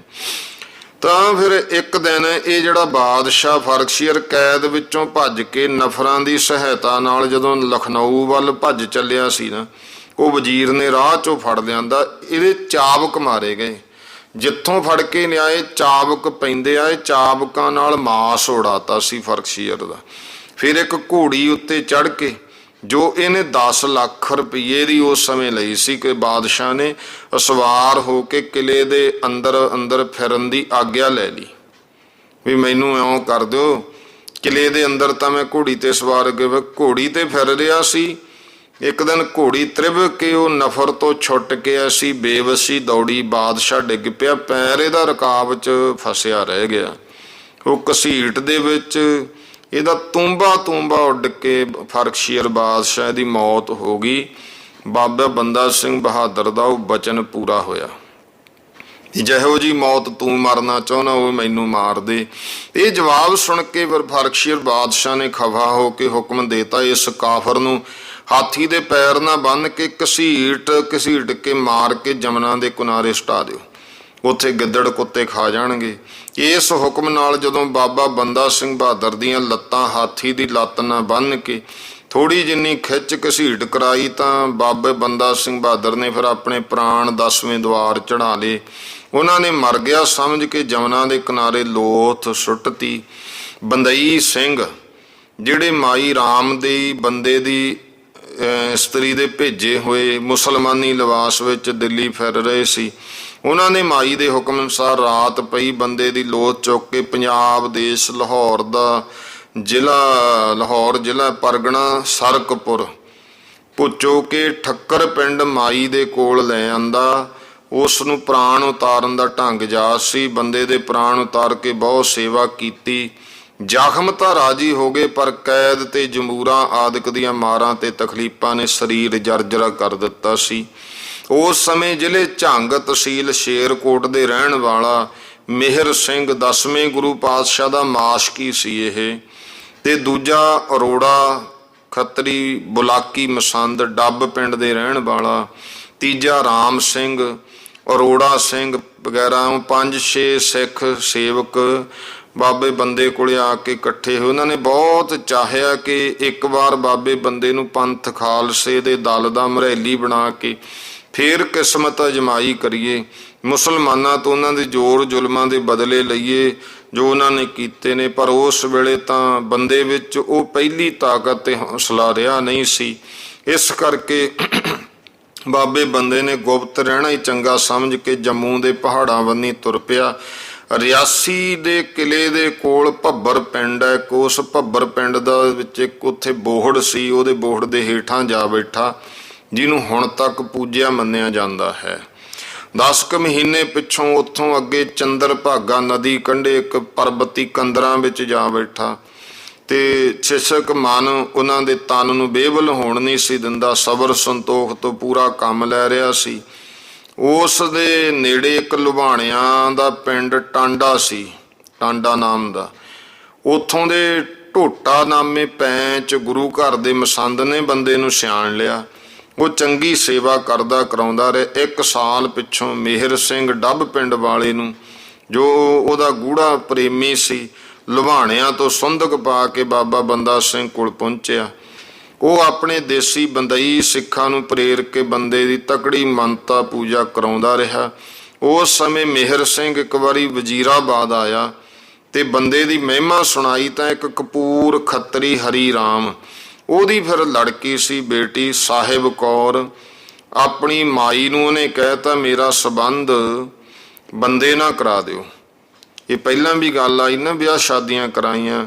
ਉਸ ਦੇ ਬਾਪ ਨੇ ਵੀ ਓੜ ਕੇ ਇਸੇ ਗੱਲ ਨੂੰ ਮੰਨ ਕੇ ਲੜਕੀ ਨੂੰ ਆਪ ਬਾਬਾ ਬੰਦਾ ਸਿੰਘ ਕੋਲ ਲਿਜਾ ਕੇ ਆਨੰਦ ਪੜ੍ਹਾਇਆ ਆ, ਜਿਹਦੇ ਵਿੱਚੋਂ ਫਿਰ ਸੰਮਤ 1783 ਬਿਕਰਮੀ ਨੂੰ ਇੱਕ ਪੁੱਤਰ ਅਜੀਤ ਸਿੰਘ ਪੈਦਾ ਹੋਇਆ। ਕਰਮ ਸਿੰਘ 85 ਵਿੱਚ ਲਿਖਦਾ ਹੈ, ਕਰਮ ਸਿੰਘ ਹਿਸਟੋਰੀਅਨ, ਲੇਕਿਨ ਇਹ ਜਿਹੜਾ 83 ਲਿਖਿਆ ਗਿਆਨੀ ਜੀ ਨੇ, ਕਹਿੰਦੇ ਵੀ ਬੰਦੇ ਦੇ ਜਿਹੜੇ ਉਪਾਸ਼ਕ ਨੇ ਗੁਰੂ ਗੋਬਿੰਦ ਸਿੰਘ ਸਾਹਿਬ ਜੀ ਸਨ। ਬੰਦਾ ਕੇਵਲ ਗੁਰੂ ਗੋਬਿੰਦ ਸਿੰਘ ਜੀ ਦਾ ਉਪਾਸਨਾ ਕਰਦਾ ਸੀ। ਆਪ ਦਰਸ਼ਨ ਕਰਦਾ ਤੇ ਮਿਹਰ ਸਿੰਘ, ਬੁਲਾਕੀ, ਮਸੰਦ, ਢੋਟੇ, ਪੈਂਚ ਵਗੈਰਾ ਬਹੁਤ ਪ੍ਰੇਮੀਆਂ ਨੂੰ ਕਦੇ-ਕਦੇ ਗੁਰੂ ਗੋਬਿੰਦ ਸਿੰਘ ਜੀ ਦੇ ਦਰਸ਼ਨ ਵੀ ਕਰਾ ਦਿੰਦਾ ਹੁੰਦਾ ਸੀ। ਜਿਵੇਂ ਹੁਣ ਵੀ ਗਿਆਨੀ ਗਿਆਨ ਸਿੰਘ ਲਿਖਦੇ ਆ ਵੀ ਮਿਸਮਰਿਜ਼ਮ ਇਲਮ ਦੀ ਕਮਾਈ ਵਾਲੇ ਜਿਹੜੇ ਲੋਕ ਨੇ ਨਾ, ਇਸ ਤਰ੍ਹਾਂ ਦੀਆਂ ਕਮਾਈ ਚੱਲਦੀਆਂ ਨੇ, ਖੋਜਾਂ ਚੱਲਦੀਆਂ, ਆਪਣੇ ਪਿਛਲੇ ਗੁਜ਼ਰੇ ਹੋਏ ਮਾਤਾ ਪਿਤਾਮਾ, ਮਾਤਾ ਪਰਮਾਤਾ ਵਗੈਰਾ ਦਾ ਦਰਸ਼ਨ ਗੱਲਾਂ ਕਰਾ ਦਿੰਦੇ ਆ। ਬਲਕਿ ਗਿਆਨੀ ਜੀ ਕਹਿੰਦੇ ਜੇਠ ਸੰਮਤ 1968 ਬਿਕਰਮੀ ਸੰਮਤ ਨੂੰ ਇੱਕ ਮਿਸਮਰੇਜੀਆ ਪਟਿਆਲੇ ਆਇਆ। ਕਿਲੇ ਦੇ ਅੱਗੇ ਚੌਂਕ ਵਿੱਚ ਤੰਬੂ ਲਗਾ ਰੱਖਿਆ ਸੀ, ਵੱਡੇ ਵੱਡੇ ਗਜਬ ਦੇ ਤਮਾਸ਼ੇ ਦਿਖਾ ਰਿਹਾ ਸੀ। ਇੱਕ ਅੰਗੂਠੀ ਨੂੰ ਅੱਖ ਵਿੱਚ ਪਾ ਕੇ ਖੁੱਚ ਵਿੱਚੋਂ ਕੱਢ ਦਿੰਦਾ ਸੀ। 10-8 ਵਰਸ ਦੇ ਲੜਕੇ ਨੂੰ ਮਾਰਨ ਦਾ ਪਾਸ ਦੇ ਕੇ ਮਾਰ ਦਿੰਦਾ ਸੀ, ਜਵਾਉਣ ਦਾ ਪਾਸ ਦੇ ਕੇ ਜਵਾ ਦਿੰਦਾ ਸੀ। ਬਲਕਿ ਉਸ ਮੁਰਦੇ ਬਾਲਕ ਨੂੰ ਮੇਜ਼ ਤੇ ਪਾ ਕੇ ਹੇਠੋਂ ਕੱਢ ਕੇ ਨਿਆਸਰੇ ਅਧਰ ਇਹਦੇ ਵਿੱਚ ਅਡੋਲ ਪਾ ਰੱਖਦਾ ਸੀ। ਉੱਪਰ ਨੂੰ ਲੈ ਜਾਂਦਾ, ਹੇਠਾਂ ਨੂੰ ਜਿਹੜੀ ਚੀਜ਼ ਦੂਰ ਦੇਸ਼ ਦੀ ਕੋਈ ਆਦਮੀ ਮੰਗੇ ਉਹ ਮੰਗਾ ਦਿੰਦਾ। ਇਸੇ ਤਰ੍ਹਾਂ ਬੰਦੇ ਦੀਆਂ ਅਜ਼ਮਤਾਂ ਸੁਣ ਕੇ ਰਾਜਾ ਰਤਨ ਦਿਓ, ਜੰਮੂ ਦਾ ਰਾਜਾ ਵੀ ਬੰਦੇ ਦਾ ਸੱਚਾ ਸੇਵਕ ਬਣ ਕੇ ਬਹੁਤ ਸੇਵਾ ਕਰਦਾ ਰਿਹਾ। ਉਪਾਸ਼ਨਾ ਵੀ ਉਹਨੇ ਐਸੀ ਦ੍ਰਿੜ ਕੀਤੀ, ਦਸ਼ਮੇਸ਼ ਗੁਰੂ ਜੀ ਦੇ ਦਰਸ਼ਨ ਪ੍ਰਤੱਖ ਹੋਣ ਲੱਗ ਪਏ। ਇੱਕ ਦਿਨ ਰਾਜੇ ਦੇ ਪੁਰੋਹਿਤ ਨੇ ਹਰ ਭਜ ਨੂੰ ਤੇ ਵਜ਼ੀਰ ਨੇ ਰਾਣੀਆਂ ਨੂੰ ਸਿਖਾਤਾ ਕਿ ਸਾਨੂੰ ਗੁਰੂ ਜੀ ਦੇ ਦਰਸ਼ਨ ਕਰਾਓ। ਇਸ ਤਰ੍ਹਾਂ ਦੀਆਂ ਬਾਬੇ ਬੰਦਾ ਸਿੰਘ ਬਹਾਦਰ ਦੀਆਂ ਜਿਹੜੀਆਂ ਕਰਾਮਾਤਾਂ ਨੇ ਕਿ ਉਹ ਦਰਸ਼ਨ ਮੇਲੇ ਕਰਦਾ ਰਿਹਾ ਤੇ ਕਰਾ ਵੀ ਦਿੰਦਾ ਸੀ। ਉਹ ਸਮਾਂ ਜਦੋਂ ਵੀ ਇਸ ਦੇ ਜਿਹੜਾ ਫਿਰ ਅੱਗੇ ਜਿਹੜਾ ਹੈ ਲੜਕਾ ਹੋਇਆ ਅਜੀਤ ਸਿੰਘ, ਤੇ ਇਹਦੀ ਮੰਨਤਾ ਪੂਜਾ ਹੁੰਦੀ ਰਹੀ। ਫਿਰ ਸਮਾਂ ਪਾ ਕੇ ਐਸਾ ਹੋਇਆ ਵੀ ਉਹ ਜਿਹੜੇ ਪ੍ਰੇਮੀ ਮਸੰਦ ਪ੍ਰੇਰ ਕੇ ਹਰ ਸਾਲ ਬੰਦੇ ਕੋਲੇ ਬੰਦਈ ਸੰਗਤ ਨੂੰ ਲਿਆ ਕੇ ਬੰਦੇ ਦੀ ਪੂਜਾ ਮਾਨਤਾ ਕਰਾਉਂਦੇ ਰਹਿੰਦੇ। ਬੰਦਈ ਸੰਗਤ ਹੁਣ ਤੱਕ ਵੱਡੇ ਸਿਦਕੇ ਮਾਨ ਦੇ ਨਾਲ ਦਸਵੰਧ ਉਦੋਂ ਵੀ ਦਿੰਦੀ ਸੀ, ਹੁਣ ਵੀ ਦਿੰਦੀ ਹੈ। ਇਹ ਗਿਆਨੀ ਗਿਆਨ ਸਿੰਘ ਜੀ ਨੇ ਸਾਰੀ ਆਪਣੇ ਵੇਲੇ ਦੀ ਗੱਲ ਵੀ ਦੱਸੀ। ਫਿਰ ਜਿਹੜਾ ਮਿਹਰ ਸਿੰਘ ਸੀ ਉਹਦਾ ਪੁੱਤਰ ਪੋਤਰਾ ਦਿਲਬਰ ਸਿੰਘ, ਉਹ ਮਸੰਦ ਉਹ ਸੰਗਤਾਂ ਨੂੰ ਲੈ ਕੇ ਜਾਂਦਾ ਰਿਹਾ। ਹੁਣ ਉਹਦਾ ਪੋਤਰਾ ਗਿਆਨੀ ਗਿਆਨ ਸਿੰਘ ਜੀ ਦੇ ਸਮੇਂ ਦੀ ਗੱਲ ਹੈ, ਗੁਰਮੁਖ ਸਿੰਘ ਮਸੰਦ, ਹਰਨਾਮ ਸਿੰਘ ਵਗੈਰਾ ਮਸੰਦ ਬੰਦਈ ਸੰਗਤਾਂ ਨੂੰ ਲਿਜਾ ਕੇ ਕਾਰ ਭੇਟਾ ਦਸਵੰਧ ਦਾ ਰੁਪਈਆ ਦਵਾਉਂਦੇ ਰਹਿੰਦੇ ਨੇ। ਉਦੋਂ ਵੀ ਮਸੰਦ ਹੀ ਸੰਗਤਾਂ ਨੂੰ ਨਾਲ ਲੈ ਕੇ ਜਾਂਦੇ ਸੀ। ਬੰਦੇ ਨੇ ਆਪਣੇ ਅੰਤ ਦੇ ਦਿਨ ਚੰਗੇ ਸ਼ਾਂਤੀ ਨਾਲ ਸੁਖਦਾਈ ਗੁਜ਼ਾਰੇ। ਕਈ ਵਾਰ ਬੰਦੇ ਦੇ ਸੇਵਕਾਂ ਉੱਤੇ ਵੱਡੀ ਵੱਡੀ ਵਿਪਤਾ ਪਈ ਤੇ ਮੁਸਲਮਾਨਾਂ ਦੇ ਜ਼ੁਲਮ ਹੱਦੋਂ ਵਧੇ ਹੋਏ ਦੇਖ ਕੇ ਬੰਦੇ ਅੱਗੇ ਬੇਨਤੀ ਕੀਤੀ ਵੀ ਇੱਕ ਵਾਰੀ ਸਿੰਘਾਂ ਦੀ ਜੈ ਫੇਰ ਕਰਾ ਦਿਓ। ਮੁਸਲਮਾਨ ਤਾਂ ਤੁਹਾਡਾ ਨਾਂ ਸੁਣਦੇ ਸਾਰੀ ਸ਼ੇਰ ਅੱਗੇ ਹਰਨਾਂ ਦੀ ਤਰ੍ਹਾਂ ਦੌੜ ਜਾਣਗੇ। ਪਰ ਉਸ ਸਮੇਂ ਅਵਸਥਾ ਐਸੀ ਹੋ ਗਈ, ਬੰਦਾ ਆਪਣੇ ਸੰਤਾਂ ਵਾਲੇ ਆਨੰਦ ਵਿੱਚ ਮਗਨ ਰਹਿ ਕੇ ਅਖੀਰ ਫੱਗਣ ਦੀ ਪੂਰਨਮਾਸ਼ੀ ਸੰਮਤ 1793 ਬਿਕਰਮੀ ਨੂੰ ਇਸ ਅਸਾਰ ਸੰਸਾਰ ਤੋਂ ਕੂਚ ਕਰ ਗਿਆ। ਇਸ ਤਰ੍ਹਾਂ ਇਹ ਜਿਹੜੀ ਕਥਾ ਹੈ, ਕੁਝ ਫਿਰ ਆਮ ਲਿਖਾਰੀਆਂ ਨੇ ਕਹਿਤਾ ਵੀ ਉੱਥੇ ਬਾਬਾ ਬੰਦਾ ਸਿੰਘ ਸ਼ਹੀਦ ਹੋਇਆ, ਪਰ ਕਾਫੀ ਜਾਣੇ ਇਸ ਗੱਲ ਨੂੰ ਮੰਨਦੇ ਆ ਕਿ ਇਉਂ ਬਾਅਦ ਦਾ ਜੀਵਨ ਬਾਬਾ ਬੰਦੇ ਦਾ ਰਿਹਾ। ਤਾਂ ਹੀ ਇਸ ਦਿਨ ਬੰਦਈ ਜਿਹੜੀ ਸੰਗਤ ਹੈ ਹਰ ਸਾਲ ਬੰਦੇ ਦੀ ਸਮਾਧ ਤੇ ਇਕੱਠੀ ਹੋ ਕੇ ਬੜਾ ਉਤਸ਼ਾਹ ਕਰਦੀ ਹੈ। ਮੇਲਾ ਭਰਦਾ, ਕੜਾਹ ਪ੍ਰਸ਼ਾਦ ਹੁੰਦੇ, ਨਜ਼ਾਨੇ ਭੇਟ ਮਾਇਆ ਚੜ੍ਹਦੀ ਹੈ। ਬਾਬੇ ਬੰਦੇ ਬਹਾਦਰ ਦੇ ਕਰਤਾ ਨੇ ਜੇਠ ਸੁਦੀ 14 ਸੰਮਤ 1798 ਲਿਖਿਆ ਕਿ ਉਸ ਦਿਨ ਕੋਈ ਉਤਸ਼ਾਹ ਉੱਥੇ ਨਹੀਂ ਹੁੰਦਾ। ਜੇਕਰ ਜੇਠ ਨੂੰ ਦੇਹ ਛੱਡਦਾ, ਗਿਆਨੀ ਜੀ ਕਹਿੰਦੇ ਫਿਰ ਮੇਲਾ ਜੇਠ ਵਿੱਚ ਭਰਨਾ ਸੀ। ਬੰਦਾ ਜਿਹੜਾ ਸੀ ਪਤਲਾ, ਕਣਕ ਬੰਨਾ, ਗੋਲ ਚਿਹਰਾ, ਬਾਗ ਮੁਖ, ਭੂਰੇ ਕੇਸ, ਪੈਰਾਂ ਤੋਂ ਸਿਰ ਤੱਕ ਪੇਹੇ ਵਰਗਾ ਸੁੰਦਰ ਜਵਾਨ, ਲੰਮਾ ਇਉਂ ਹਜ਼ਾਰਾਂ ਵਿੱਚੋਂ ਉੱਚਾ ਸੀ। ਘੋੜੇ ਦਾ ਸਵਾਰ, ਤੀਰ ਤਲਵਾਰ ਦਾ ਚਲਵਈਆ, ਕਰੜਾ ਸਰੀਰ, ਮੁਨਸਫ ਮਜਾਜ, ਨਿਰਭੈ ਜੋਗੀ ਰਾਜ, ਹਰ ਪ੍ਰਕਾਰ ਦੀ ਵਿਦਿਆ, ਰਸਾਇਣ ਵਗੈਰਾ ਬੂਟੀਆਂ ਦੇ ਗੁਣ ਗਿਆਤਾ, ਮਿਸਮਰਿਜ਼ਮ ਜਿਹਨੂੰ ਜਾਦੂ ਹੁਨਰ ਆਖਿਆ ਜਾਂਦਾ ਹੈ, ਉਸ ਦੇ ਜਾਣਨ ਵਾਲਾ ਪੂਰਾ ਪੁਰਖ, ਕਿਆਸ ਇੰਨਾ ਬਹੁਤਾ ਅਧਿਕ ਰੱਖਦਾ ਸੀ ਕਿ ਹੋਣ ਵਾਲੀ ਗੱਲ ਪਹਿਲਾਂ ਹੀ ਦੱਸ ਛੱਡਦਾ। ਜੰਗ ਦੇ ਢੰਗ ਵਗੈਰਾ ਬਰਾਗੀ ਫਕੀਰਾਂ ਦੀ ਜਮਾਤ ਵਿੱਚੋਂ ਜਿਨ੍ਹਾਂ ਦੀ ਲੜਾਈ ਹਮੇਸ਼ਾ ਗੁਸਾਈ ਫਕੀਰਾਂ ਨਾਲ ਹੁੰਦੀ ਰਹਿੰਦੀ ਸੀ, ਸਭ ਚੰਗੇ ਇਹਨੇ ਸਿੱਖ ਰੱਖੇ ਸੀ। ਜਦ ਤੋਂ ਬੰਦੇ ਨੇ ਗੁਰੂ ਕੇ ਹੁਕਮ ਅਨੁਸਾਰ ਆਪਣਾ ਕੰਮ ਕਰਨ ਦਾ ਉਦਮ ਕੀਤਾ ਸੀ ਤਾਂ ਉਸ ਦੇ ਸਾਥ ਹੀ ਸ਼ਾਹੀ ਹਾਕਮ ਫਿਰ ਇਹਦੇ ਵੈਰੀ ਖੜੇ ਹੋ ਗਏ ਸੀ। ਪਰ ਇਸ ਨੇ ਉਸ ਮੁਹਿੰਮ ਦੇ ਬੋਝ ਨੂੰ ਇੱਕ ਐਸੀ ਵਿਚਿੱਤਰ ਘਟਨਾ ਨਾਲ ਨਿਭਾਇਆ ਜੋ ਕਿ ਅੱਜ ਤੱਕ ਸਲਾਹਿਆ ਜਾਂਦਾ ਹੈ। ਉਸ ਨੇ ਕਿਸੇ ਵੱਡੇ ਆਦਮੀ ਦਾ ਆਸਰਾ ਨਹੀਂ ਲਿਆ, ਕੋਈ ਨੀਚ ਗੋਂਦ ਨਹੀਂ ਗੁੰਦੀ, ਕੇਵਲ ਤੇ ਕੇਵਲ ਮੁਲਕ ਹਮਦਰਦੀ ਨੂੰ ਅੱਗੇ ਰੱਖ ਕੇ ਸਮਰ ਸਮੁੰਦਰ ਵਿੱਚ ਆਪੇ ਠੱਲ ਪਿਆ। ਆਪਣੇ ਆਦਮੀਆਂ ਤੋਂ ਕੋਈ ਗੱਲ ਕਦੇ ਲੁਕੋ ਕੇ ਨਹੀਂ ਸੀ ਰੱਖੀ।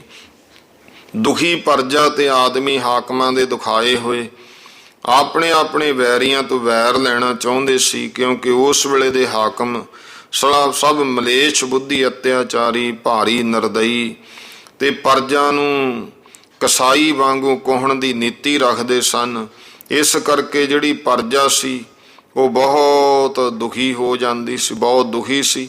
ਇਹੋ ਜਿਹੀਆਂ ਜਦੋਂ ਦੁਖੀ ਪ੍ਰਜਾ ਜਿਹੜੀ ਹੈ ਫਿਰ ਉਹਨਾਂ ਨੇ ਰੱਤ ਨਿਚੋੜ ਕੇ ਕੰਚਨੀਆਂ ਦੇ ਘਰ ਭਰ ਰਹੇ ਸਨ। ਫਿਰ ਵੀ ਐਡੀ ਬੇਸਬਰੀ ਵਿਆਪਦੀ ਸੀ ਕਿ ਆਪਣੀਆਂ 2-2 4-4 ਔਰਤਾਂ ਤੇ ਕੰਚਨੀਆਂ ਦੇ ਹੁੰਦਿਆਂ ਵੀ ਪਰਾਈਆਂ ਧੀਆਂ ਨੂੰਹਾਂ ਦੇ ਜਬਰਨ 7 ਤੋੜੇ ਬਿਨਾਂ ਸਬਰ ਨਹੀਂ ਸੀ ਕਰਦੇ।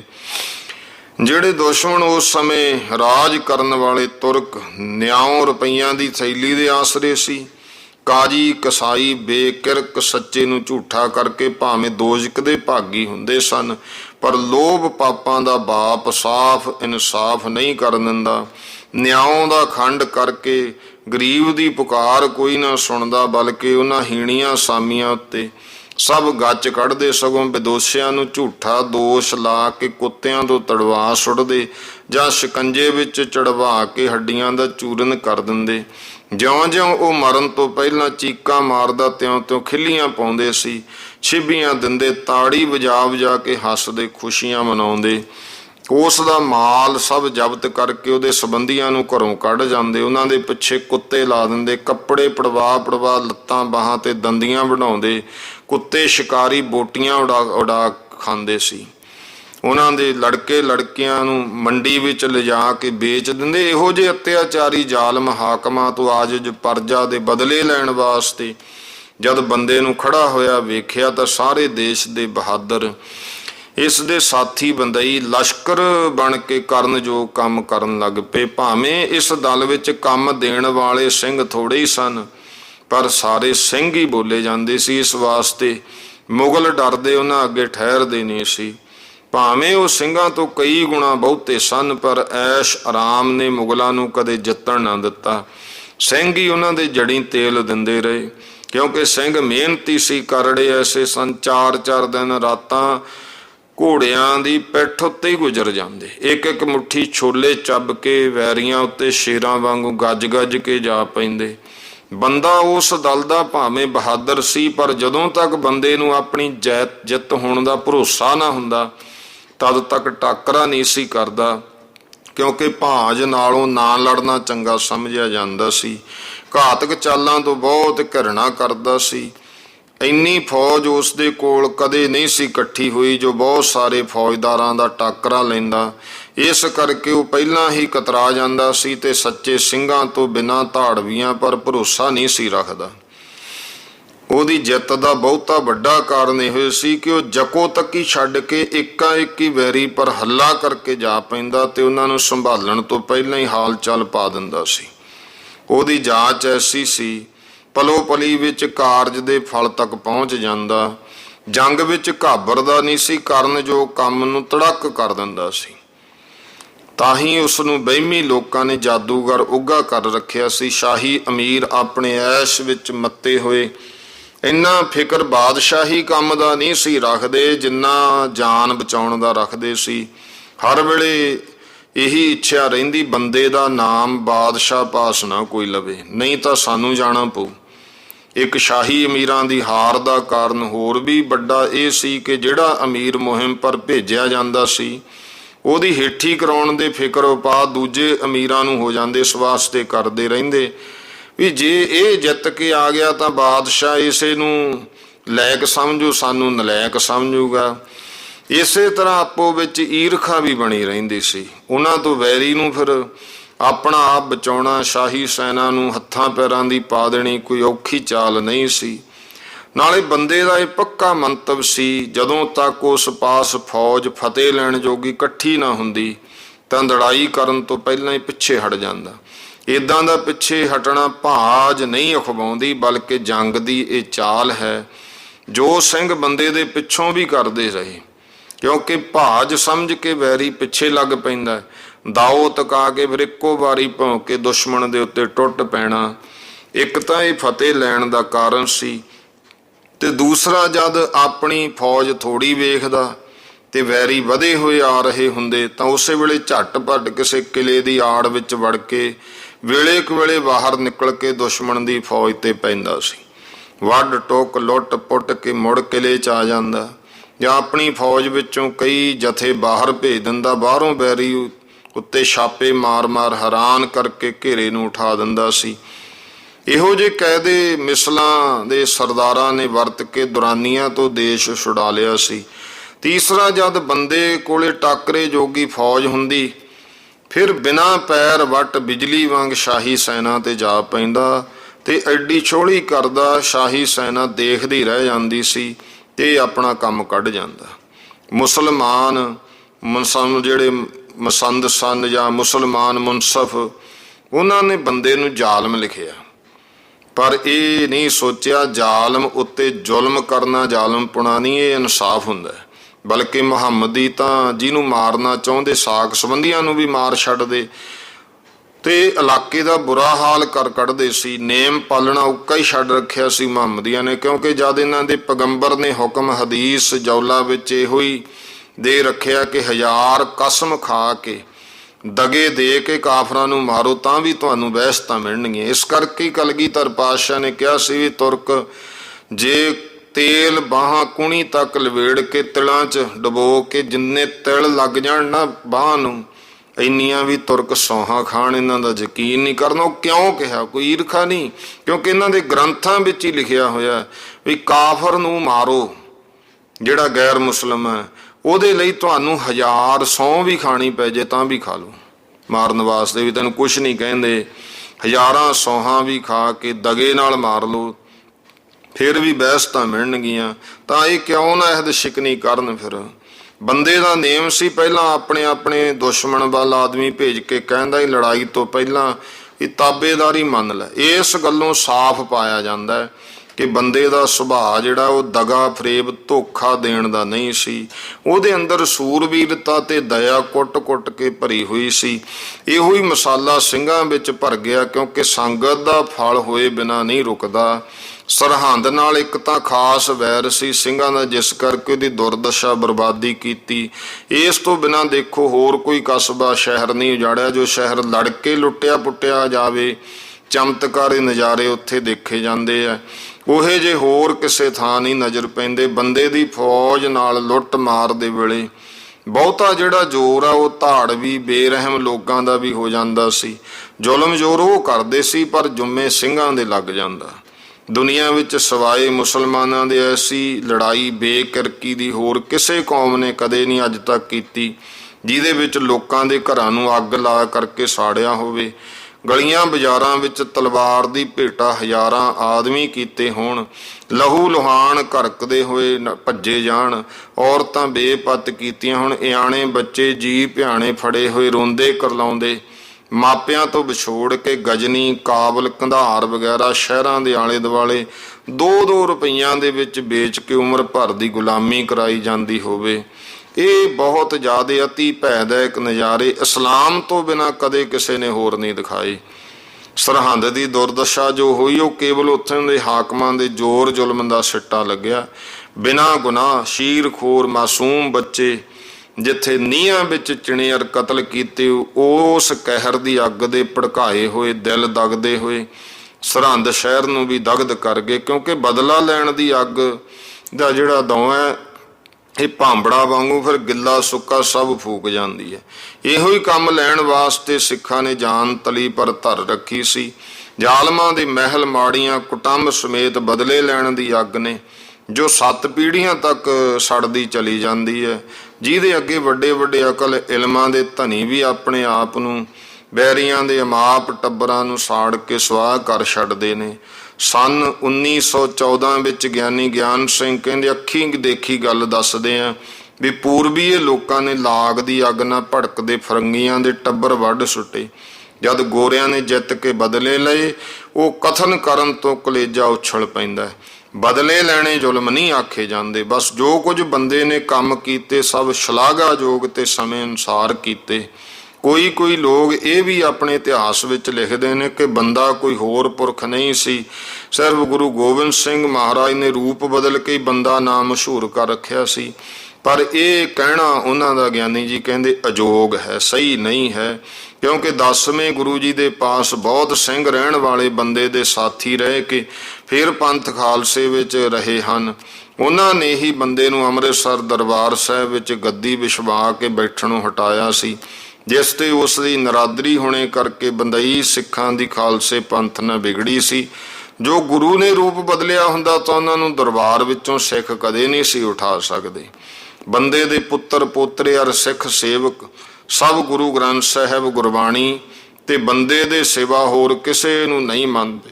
ਅਰਦਾਸ ਵਿੱਚੋਂ 10 ਪਾਤਸ਼ਾਹੀਆਂ ਦਾ ਨਾਮ ਲੈ ਕੇ ਫਿਰ ਬੰਦੇ ਦਾ ਉਪਰੰਤ ਅਜੀਤ ਸਿੰਘ, ਜੁਝਾਰ ਸਿੰਘ, ਜੋਰਾਵਰ ਸਿੰਘ, ਫਤਿਹ ਸਿੰਘ ਦਾ ਨਾਮ ਲੈਂਦੇ ਆ। ਬਾਬੇ ਬੰਦੇ ਦੇ ਦਰਬਾਰ ਵਿੱਚ ਦਮਦਮੇ ਪਰ ਸਵਾ ਪਹਿਰ ਦੇ ਤੜਕੇ ਨੌਬਤ ਵੱਜਦੀ ਹੈ। ਕੀਰਤਨ ਦੋਨੇ ਵੇਲੇ ਹੁੰਦਾ। ਰਹਿ ਰਾਸ ਪੜ੍ਹ ਕੇ ਚੌਂਕੀ ਕੀਰਤਨ ਕਰਦੇ ਸੰਗਤ ਦਮਦਮੇ ਦੀਆਂ ਪ੍ਰਗਰਮਾਂ ਲੈਂਦੀ ਹੈ। ਬੰਦਈ ਗੰਗਾ ਫੁੱਲ ਨਹੀਂ ਪਾਉਂਦੇ। ਜਦ ਵਿਸਾਖੀ, ਦੀਵਾਲੀ, ਹੋਲੇ ਨੂੰ ਡੇਰਾ ਸਾਹਿਬ ਆਉਂਦੇ ਨੇ ਤਾਂ ਚੰਦਰ ਭਾਗਾ ਵਿੱਚ ਨਦੀ ਵਿੱਚ ਪਾ ਜਾਂਦੇ ਆ। ਦੀਪਮਾਲਾ ਨੂੰ ਹਰੇਕ ਪਰਗਣੇ ਦਾ ਭਾਈ, ਜਿਸ ਨੂੰ ਕਦੇ ਮਸੰਦ ਆਖੀਦਾ ਸੀ, ਆਪਣੀ ਆਪਣੀ ਸੰਗਤ ਦੀ ਗੁਰਾਹੀ ਕਰਕੇ ਨਾਲ ਲੈ ਕੇ ਆਉਂਦਾ। ਚੜਾਵਾ ਚੜਾਉਂਦੇ। ਸੁਖਣਾ ਪੂਰੀ ਹੋਣ ਦਾ ਵੱਖਰਾ, ਪੁੱਤਰ ਜੰਮੇ ਵਿਆਹ ਮੁਕਲਾਵੇ ਦਾ ਵੱਖਰਾ, ਗੋਲਕ ਦਾ ਦਸਵੰਧ, ਸਭ ਵੱਖਰੀ ਵੱਖਰੀ ਪੂਜਾ ਦੇ ਕੇ ਬਈਆਂ ਦੇ ਵਿੱਚ ਦੋਹੀਂ ਪਾਸੇ ਲਿਖਾ ਕੇ ਜਾਂਦੇ ਹੁੰਦੇ ਸੀ। ਵਿਆਹ ਮੁਕਲਾਵੇ ਆਈ ਨੂੰਹ ਪੁੱਤਰ ਨੂੰ ਲਿਜਾ ਕੇ ਉੱਥੇ ਮੱਥਾ ਟਿਕਾਉਂਦੇ। ਮੁੰਡਨ ਜਨੇਊ ਕਰਨ ਪਰ ਨਿਸ਼ਚਾ ਭਰੋਸਾ ਦੁੱਤੀ ਹੈ। ਬੰਦਈ ਸਿੱਖਾਂ ਦੀਆਂ ਜੋਲਾਂ ਮੁਲਤਾਨ, ਝੰਗ, ਬਹਾਵਲਪੁਰ, ਲਾੜਕਾਨੇ, ਰੋੜੀ, ਸੱਖਰ, ਸ਼ਿਕਾਰਪੁਰ, ਸਿੰਧ, ਹੈਦਰਾਬਾਦ, ਰਾਵਲਪਿੰਡੀ, ਭੇਰਾ, ਖੁਸ਼ਾਬ, ਦੜਪ, ਟਾਵੇਂ ਟਾਵੇਂ ਮਾਝੇ ਦੁਆਬੇ ਵੀ ਹੈ। ਇਹ ਸਭ ਮੇਲੇ ਦੇ ਜੋੜ ਮੇਲ ਪਰ ਆ ਕੇ ਪਾਹਲ ਉਪਦੇਸ਼ ਗੁਰਮੰਤਰ ਗੱਦੀ ਨਸ਼ੀਨ ਤੋਂ ਲੈਂਦੇ ਆ। ਸਿੰਘ ਖੰਡੇ ਦਾ ਅੰਮ੍ਰਿਤ ਛਕਦੇ ਨੇ। ਸਹਿਜਧਾਰੀ ਚਰਨ ਪੋਹ ਲੈਂਦੇ ਆ। ਉਹ ਭਾਈ ਜਿਹੜੇ ਉਗਰਾਹੀ ਕਰਨ ਜਾਂਦੇ ਨੇ ਗੱਦੀ ਵਾਲੇ ਤੋਂ ਹੁਕਮਨਾਮਾ ਮੋਹਰ ਇੱਕੋ ਮਜਬੂਨ ਦਾ ਲੈ ਕੇ ਜਾਂਦੇ ਆ ਤੇ ਉਹ ਮਜਬੂਨ ਹਮੇਸ਼ਾ ਲਈ ਇੱਕੋ ਇਹ ਹੈ, ਉਹ ਲਿਖਦਾ ਹੈ ਫਿਰ ਮਜਬੂਨ ਤੇ ਇੱਕ ਓੰਕਾਰ ਸਤਿਗੁਰ ਪ੍ਰਸਾਦ ਫਤਿਹ ਸੱਚੇ ਸਾਹਿਬ ਜੀ ਕੀ, ਸ੍ਰੀ ਅਕਾਲ ਪੁਰਖ ਸੱਚੇ ਸਾਹਿਬ ਜੀ ਕੇ ਤਖਤ ਦੇ ਸਲਾਮੀ, ਭਾਈ ਸੋਭਾ ਸੰਤ ਹੋਰ ਸਰਬੱਤ ਸਾਧ ਸੰਗਤ ਵਾਸੀ ਵਿਹਾਦੀ ਨੂੰ ਗੁਰੂ ਰੱਖੇਗਾ। ਗੁਰੂ ਗੁਰੂ ਜਪਣਾ ਜਨਮ ਸਵਾਰੇਗਾ। ਹੋਰ ਹੁਕਮ ਸ੍ਰੀ ਦਮਦਮੇ ਸਾਹਿਬ ਕਾ। ਇੱਥੇ ਫਿਰ ਪਿੰਡਾਂ ਦਾ ਨਾਮ ਲਿਖ ਕੇ ਅੱਗੇ ਫੇਰ ਲਿਖਿਆ ਜਾਂਦਾ। ਕਾਰ ਭੇਟ ਦਸਵੰਧ ਚਲਿਆ ਮਾਨਤ ਮਨੌਤੀ, ਪੁੱਤਰਾਈ ਵਧਾਈ ਗੋਲਕ ਅਰਦਾਸ। ਹੋਰ ਜੋ ਕੁਛ ਕੌਡੀ ਦਮੜੀ ਗੁਰੂ ਕੇ ਨਿਮਿਤ ਕੀ ਹੋਵੇ, ਸੋ ਹੁਕਮਨਾਮਾ ਦੇਖਦਿਆਂ ਤਾਰ ਦੇਵਣੀ। ਜੋ ਖੁਸ਼ੀ ਵਕਤ ਸਿੱਖ ਸਿੱਖਣੀ ਤਾਰ ਦੇਵੇਗਾ, ਸੋ ਨਿਹਾਲ ਹੋਵੇਗਾ। ਸਾਸਾਂ ਦਾ ਭਲਾ ਹੋਵੇਗਾ, ਮਨੋਰਥ ਪੂਰਾ ਹੋਵੇਗਾ, ਰਜਕ ਵਾਧਾ ਹੋਵੇਗਾ। ਹੋਰ ਰਹਿਤ ਪਰ ਰਹਿਣਾ, ਸੱਚ ਪਰ ਚੱਲਣਾ। ਹੋਰ ਜੋ ਕੁਛ ਭਾਈ ਸੋਭਾ ਸੰਤ ਮੁਖ ਬਚਨੀ ਕਹੇ, ਸੋ ਪ੍ਰਵਾਨ ਕਰਨਾ। ਸੰਮਤ 1958 ਮੱਘਰ ਦਿਨ 5/17 ਇਉਂ ਲਿਖ ਕੇ ਮੋਹਰ ਦੇਗੋ ਤੇਗੋ ਫਤਿਹ ਨਸਰਤ ਬੇਦ ਰੰਗ ਜਾਫਤ ਅਜ ਨਾਨਕ ਗੁਰੂ ਗੋਬਿੰਦ ਸਿੰਘ। ਇਸ ਤਰ੍ਹਾਂ ਇਹ ਹੁਕਮਨਾਮਾ ਲੈ ਕੇ ਜਾਣ ਵਾਲੇ ਦੀ ਫਿਰ ਬੜੀ ਸੇਵਾ ਮਾਨਤਾ ਹੁੰਦੀ ਸੀ। ਪਿੰਡ ਦੀ ਹੱਦ ਤੋਂ ਬਾਹਰ ਸਿੱਖ ਲੈਣ ਆਉਂਦੇ। ਬੜੀਆਂ ਰਜੋਈਆਂ ਕਰਕੇ ਪ੍ਰੇਮ ਨਾਲ ਹੁਕਮਨਾਮਾ ਸੁਣ ਕੇ ਆਪ ਨੂੰ ਧੰਨ ਭਾਗੀ ਮੰਨਦੇ ਹੋਏ ਆਦਬ ਦੇ ਨਾਲ ਫਿਰ ਹੁਕਮਨਾਮਾ ਇੰਨਾ ਅਦਬ ਕਰਦੇ, ਜਿੰਨਾ ਚਿਰ ਭਾਈ ਕਾਰ ਭੇਟਾ ਲੈ ਕੇ ਮੋੜਨਾ ਨਾ ਆਵੇ ਉਹਨਾਂ ਚਿਰ ਉਹ ਵੀ ਸੰਗਤ ਦੀ ਭੁੰਜੇ ਸੌਂਦੇ। ਸੰਗਤ ਵਿਦਾ ਕਰਨ ਆਈ ਨੂੰ ਜਿੰਨਾ ਚਿਰ ਭਾਈ 3 ਵਾਰੀ ਨਾ ਮੁੜੇ ਮੁੜਦੀ ਨਹੀਂ ਸੀ। ਇਸੇ ਤਰ੍ਹਾਂ ਉਹ ਫਿਰ ਗੱਦੀ ਨਸ਼ੀਨ ਕੋਲੇ ਆਈ ਹੋਈ ਸੰਗਤ ਨੂੰ ਜਿੰਨਾ ਚਿਰ ਵਧਾਈ ਨਾ ਦੇਵੇ ਉਹਨਾਂ ਚਿਰ ਭਾਵੇਂ ਪਿੱਛੇ ਘਰ 'ਚ ਕੈਸਾ ਵੀ ਕੋਈ ਕੰਮ ਵਿਗੜ ਜੇ ਸੰਗਤ ਜਾਂਦੀ ਨਹੀਂ ਸੀ। ਹੁਕਮਨਾਮੀਏ ਨੂੰ ਇੱਕ ਪਿੰਡੋਂ ਦੂਜੇ ਪਿੰਡ, ਉੱਥੋਂ ਤੀਜੇ ਪਿੰਡ, ਸਾਰੇ ਪਿੰਡ ਦੀ ਸੰਗਤ ਆ ਕੇ ਅਦਬ ਨਾਲ ਉਤਸ਼ਾਹ ਨਾਲ ਲੈ ਕੇ ਜਾਂਦੇ। ਅਰਦਾਸ ਕਰੇ ਬਿਨਾ ਕੋਈ ਕੰਮ ਨਹੀਂ ਕਰਦੇ। ਬੰਦਈ ਸਿੱਖ ਬ੍ਰਾਹਮਣ ਨੂੰ ਪੀਰ ਫਕੀਰ ਮੜੀ ਮਸਾਣੀ ਦੇਵੀ ਦੇਵਤਾ ਸ਼ਗਨ ਅਪਸ਼ਗਨ ਤਿੱਥ ਵਾਰ ਦਾ ਕੋਈ ਵਿਚਾਰ ਨਹੀਂ ਰੱਖਦੇ। ਸਾਰੇ ਕੰਮਾਂ ਦੇ ਸੁਧਾਰ ਵਾਸਤੇ ਇੱਕ ਅਕਾਲ ਪੁਰਖ ਨੂੰ ਹੀ ਮੰਨਦੇ ਧਿਆਉਂਦੇ ਆ। ਬੰਦਈ ਸਿੱਖ ਸਿੰਧ ਵਿੱਚ ਬਹੁਤ ਨੇ, ਪਰ ਹੁਣ ਉਹ ਗਿਆਨੀ ਜੀ ਕਹਿੰਦੇ ਬੰਦਈ ਕਹਾਉਣੋਂ ਘਿਰਣਾ ਤੇ ਟਾਲਾ ਕਰਦੇ ਹੋਏ ਸਿੰਘ ਹੀ ਸਦਾਉਣ ਲੱਗੇ ਆ। ਤਾਂ ਹੀ ਹੌਲੀ ਹੌਲੀ ਜਿਹੜੇ ਬੰਦਈ ਆ ਉਹ ਘਟਦੇ ਜਾਂਦੇ ਨੇ। ਮੇਰੇ ਲਿਖਣ ਤੋਂ ਬਿਨਾਂ ਹੀ ਇਸ ਤਵਾਰੀਖ ਦੇ ਪੜ੍ਹਨੇ ਸੁਣਨੇ ਵਾਲੇ ਆਪ ਹੀ ਸਮਝ ਸਕਦੇ ਆ ਕਿ ਇਹ ਬੰਦਾ ਬਹਾਦਰ ਕੈਸਾ ਕਾਇਮ ਮਜਾਜ ਸ਼ੇਰ ਦਿਲ ਆਪਣੇ ਸਮੇਂ ਦਾ ਸਿਕੰਦਰ ਰੁਸਤਮ ਜਮਾ ਮਰਦ ਸੂਰਵੀਰ ਹੋ ਗੁਜ਼ਰਿਆ। ਮੁਸਲਮਾਨ ਹਾਕਮਾਂ ਨੇ 500 ਸਾਲ ਜਿਹੜੇ ਜਿਹੜੇ ਜ਼ੋਰ ਜ਼ੁਲਮ ਹਿੰਦੂਆਂ ਉੱਤੇ ਕੀਤੇ, ਦੁੱਖ ਦਿੱਤੇ, ਉਹ ਫਿਰ ਸਾਰੇ ਕਹਿੰਦੇ ਪਿਛਲੀਆਂ ਤਵਾਰੀਖਾਂ ਦੇਖਣ ਤੋਂ 11 ਵਾਂਗੂ ਹਿੰਦੂਆਂ ਨੂੰ ਜਲਾ ਜਲਾ ਤੜਫਾਉਂਦੇ, ਕੰਡੇ ਚੁੱਭਦੇ ਸੀ। ਭਾਵੇਂ ਹਿੰਦੁਸਤਾਨ ਦੇ ਬੜੇ ਬੜੇ ਬਹਾਦਰ ਰਾਜਪੂਤਾਂ ਨੇ ਮੁਸਲਮਾਨਾਂ ਦੇ ਮੁਕਾਬਲੇ ਕੀਤੇ, ਪਰ ਆਪਣੀ ਲਹੂ ਨਾਲ ਧਰਤੀ ਰੰਗੀ, ਆਖਰ ਸਭ ਨੂੰ ਮੁਸਲਮਾਨਾਂ ਦੀ ਤਾਬੇਦਾਰੀ ਉਠਾਉਣੀ ਪਈ। ਇਹ ਗੁਰੂ ਗੋਬਿੰਦ ਸਿੰਘ ਜੀ ਦੇ ਪੰਥ ਖਾਲਸਾ ਦੀ ਹਿੰਮਤ ਦਾ ਫਲ ਹੈ, ਜੋ 600-700 ਸਾਲ ਦੀ ਜੰਮੀ ਹੋਈ ਬਾਦਸ਼ਾਹੀ ਨੂੰ ਉਠਾ ਦੇਣਾ ਤੇ ਦੁਸ਼ਮਣਾਂ ਦਾ ਬੁਰਾ ਹਾਲ ਕਰਨਾ। ਸਭ ਤੋਂ ਵੱਧ ਕੇ ਖਾਲਸਾ ਧੰਤਾ ਦੇ ਯੋਗ ਇਸ ਵਾਸਤੇ ਹੈ, ਜਿਨ੍ਹਾਂ ਹਿੰਦੂਆਂ ਨੇ ਵੀ ਇਹਨਾਂ ਨਾਲ ਦੁਸ਼ਮਣੀ ਕੀਤੀ, ਖਾਲਸਾ ਉਹਨਾਂ ਨੂੰ ਵੀ ਪਾਲਦਾ ਰਿਹਾ, ਕਿਉਂਕਿ ਗੁਰੂ ਦਾ ਹੁਕਮ ਹੈ, ਫਰੀਦਾ ਬੁਰੇ ਦਾ ਭਲਾ ਕਰ ਗੁੱਸਾ ਮਨ ਨਾ ਹੰਢਾਏ, ਦੇਹੀ ਰੋਗ ਨਾ ਲੱਗੀ ਪੱਲੇ ਸਭ ਕਿਛ ਪਾਏ। ਤੋ ਇਸ ਤਰ੍ਹਾਂ ਖਾਲਸੇ ਦੀ ਤੇ ਬਾਬਾ ਬੰਦਾ ਸਿੰਘ ਬਹਾਦਰ ਦਾ ਜ਼ਿਕਰ ਮੌਲਵੀ ਗੁਲਾਮ ਅਲੀ ਫਰਖਸ਼ੀਰ ਦੇ ਮੁਨਸ਼ੀ ਨੇ ਇਉਂ ਲਿਖਿਆ ਕਿ ਸਿੰਘਾਂ ਦੇ ਪੰਥ ਤੇ ਬੰਦੇ ਬਰਾਗੀ ਵਿੱਚ ਈਸ਼ਵਰ ਦੀ ਕੁਦਰਤ ਨੇ ਐਸੀ ਲਾਸਾਨੀ ਤਾਕਤ ਬਖਸ਼ੀ ਹੈ ਜੋ ਹੋਰ ਕਿਸੇ ਨੂੰ ਪ੍ਰਾਪਤ ਨਹੀਂ ਹੋਈ। ਇਹਨਾਂ ਲੁਟੇਰਿਆਂ ਨੇ ਸੂਬੇ ਸਰਹੰਦ ਤੇ ਲਾਹੌਰ ਨੂੰ ਬਰਬਾਦ ਕਰ ਛੱਡਿਆ। ਅਨੇਕਾਂ ਵਾਰੀ ਇਹਨਾਂ ਪਰ ਲਸ਼ਕਰ ਗਿਆ, ਪਰ ਇਹ ਕਾਬੂ ਨਹੀਂ ਆਏ। ਇਹਨਾਂ ਨੇ ਐਸੇ ਐਸੇ ਚਾਲੇ ਫੰਦ ਫਰੇਬ ਕੀਤੇ ਕਿ ਸ਼ਾਹੀ ਅਫਸਰਾਂ ਨੂੰ ਹੱਥ ਦਿਖਾਏ, ਜੋ ਮੈਂ ਸਾਰੇ ਲਿਖਾਂ ਦਾ ਪੜ੍ਹਨ ਵਾਲੇ ਲੋਕ ਝੂਠ ਸਮਝਣਗੇ। ਉਹ ਲਿਖਦਾ ਕਿ ਇਸ ਕਰਕੇ ਮੈਂ ਨਹੀਂ ਲਿਖਦਾ। ਅਖੀਰ ਬਾਦਸ਼ਾਹ ਨੇ ਇਹਨਾਂ ਵਿੱਚ ਨਿਫਾਕ ਪਾ ਕੇ ਕੁਛ ਸਿੱਖਾਂ ਸਮੇਤ ਬੰਦੇ ਨੂੰ ਬੜੀ ਮੁਸ਼ਕਲ ਨਾਲ ਫੜ ਕੇ ਦਿੱਲੀ ਮੰਗਾ ਕੇ ਮਰਵਾਇਆ। ਉਹ ਵੀ ਧੋਖੇ ਵਿੱਚ ਆ ਕੇ ਫੜਿਆ ਗਿਆ, ਨਹੀਂ ਤਾਂ ਉਸ ਨੂੰ ਕਿਸ ਮਾਈ ਦੇ ਪੁੱਤਰ ਨੇ ਫੜਨਾ ਸੀ। ਇਹਨਾਂ ਸਿੱਖਾਂ ਵਿੱਚ ਐਸੀ ਮਿਲਤ ਮੁਹੱਬਤ ਤੇ ਹਿੰਮਤ ਹੈ ਜੋ ਦੂਸਰੇ ਕਿਸੇ ਵਿੱਚ ਨਹੀਂ।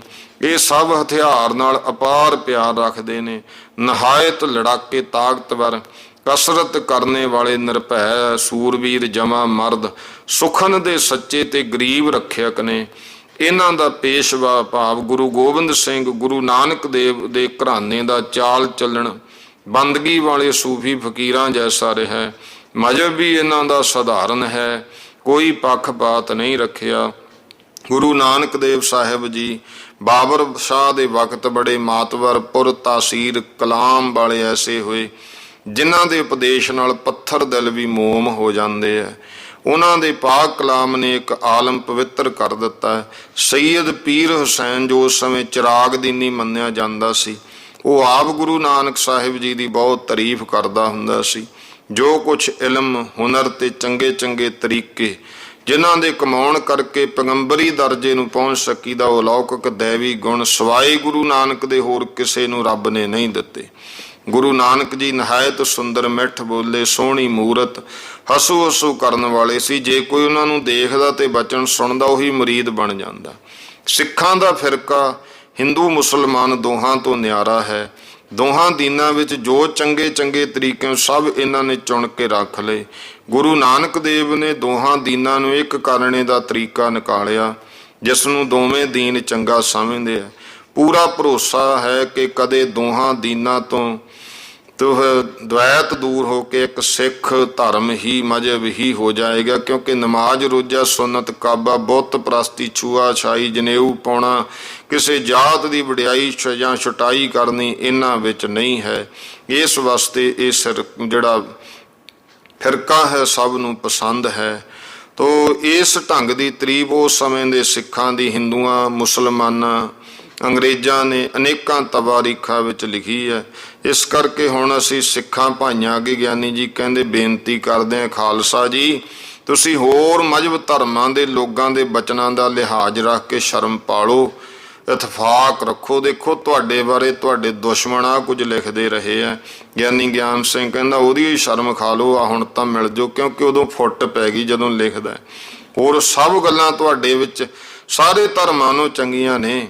ਗਿਆਨੀ ਗਿਆਨ ਸਿੰਘ ਕਹਿੰਦਾ ਸਿੱਖੋ, ਇੱਕ ਤੁਸੀਂ ਇਤਫਾਕ ਛੱਡ ਦਿੱਤਾ, ਜੋ ਆਪਣੀਆਂ ਖੁਦਗਰਜ਼ੀਆਂ ਨੂੰ ਛੱਡ ਕੇ ਇੱਕ ਜਾਨ ਬਣੇ ਰਹੋਗੇ। ਦੁਨੀਆ ਵਿੱਚ ਆਪ ਦੀ ਵਡਿਆਈ ਤੇ ਪਰਮਾਰਥ ਦੋਵੇਂ ਸੌਰਦੇ ਰਹਿਣਗੇ, ਨਹੀਂ ਤਾਂ ਘਟਦੇ ਘਟਦੇ ਇੱਕ ਦਿਨ ਘਟ ਜਾਓਗੇ। ਤੋ ਇਸ ਤਰ੍ਹਾਂ ਜਿਹੜਾ ਹੈ ਇਹ ਸਮਾਂ ਫਰਖਸ਼ੀਰ ਬਾਦਸ਼ਾਹ ਦੇ ਸਮੇਂ ਐਸਾ ਹੋਇਆ। ਤੋ ਆਓ ਹੁਣ ਟਾਈਮ ਹੋ ਗਿਆ ਸਮਾਪਤੀ ਦਾ। ਭੁੱਲ ਚੁੱਕ ਦੀ ਖਿਮਾ ਸਰਬੱਤ ਮਾਈ ਭਾਈ, ਉਚਾਰਨ ਕਰੋ ਜੀ ਵਾਹਿਗੁਰੂ ਨਾਮ ਜਹਾਜ਼ ਹੈ, ਚੜੇ ਸੋ ਉਤਰੇ ਪਾਰ, ਜੋ ਸ਼ਰਧਾ ਕਰ ਸੇਵ ਦੇ, ਗੁਰ ਪਾਰ ਉਤਾਰਨ ਹਾਰ। ਵਾਹਿਗੁਰੂ ਜੀ ਕਾ ਖਾਲਸਾ, ਵਾਹਿਗੁਰੂ ਜੀ ਕੀ ਫਤਿਹ।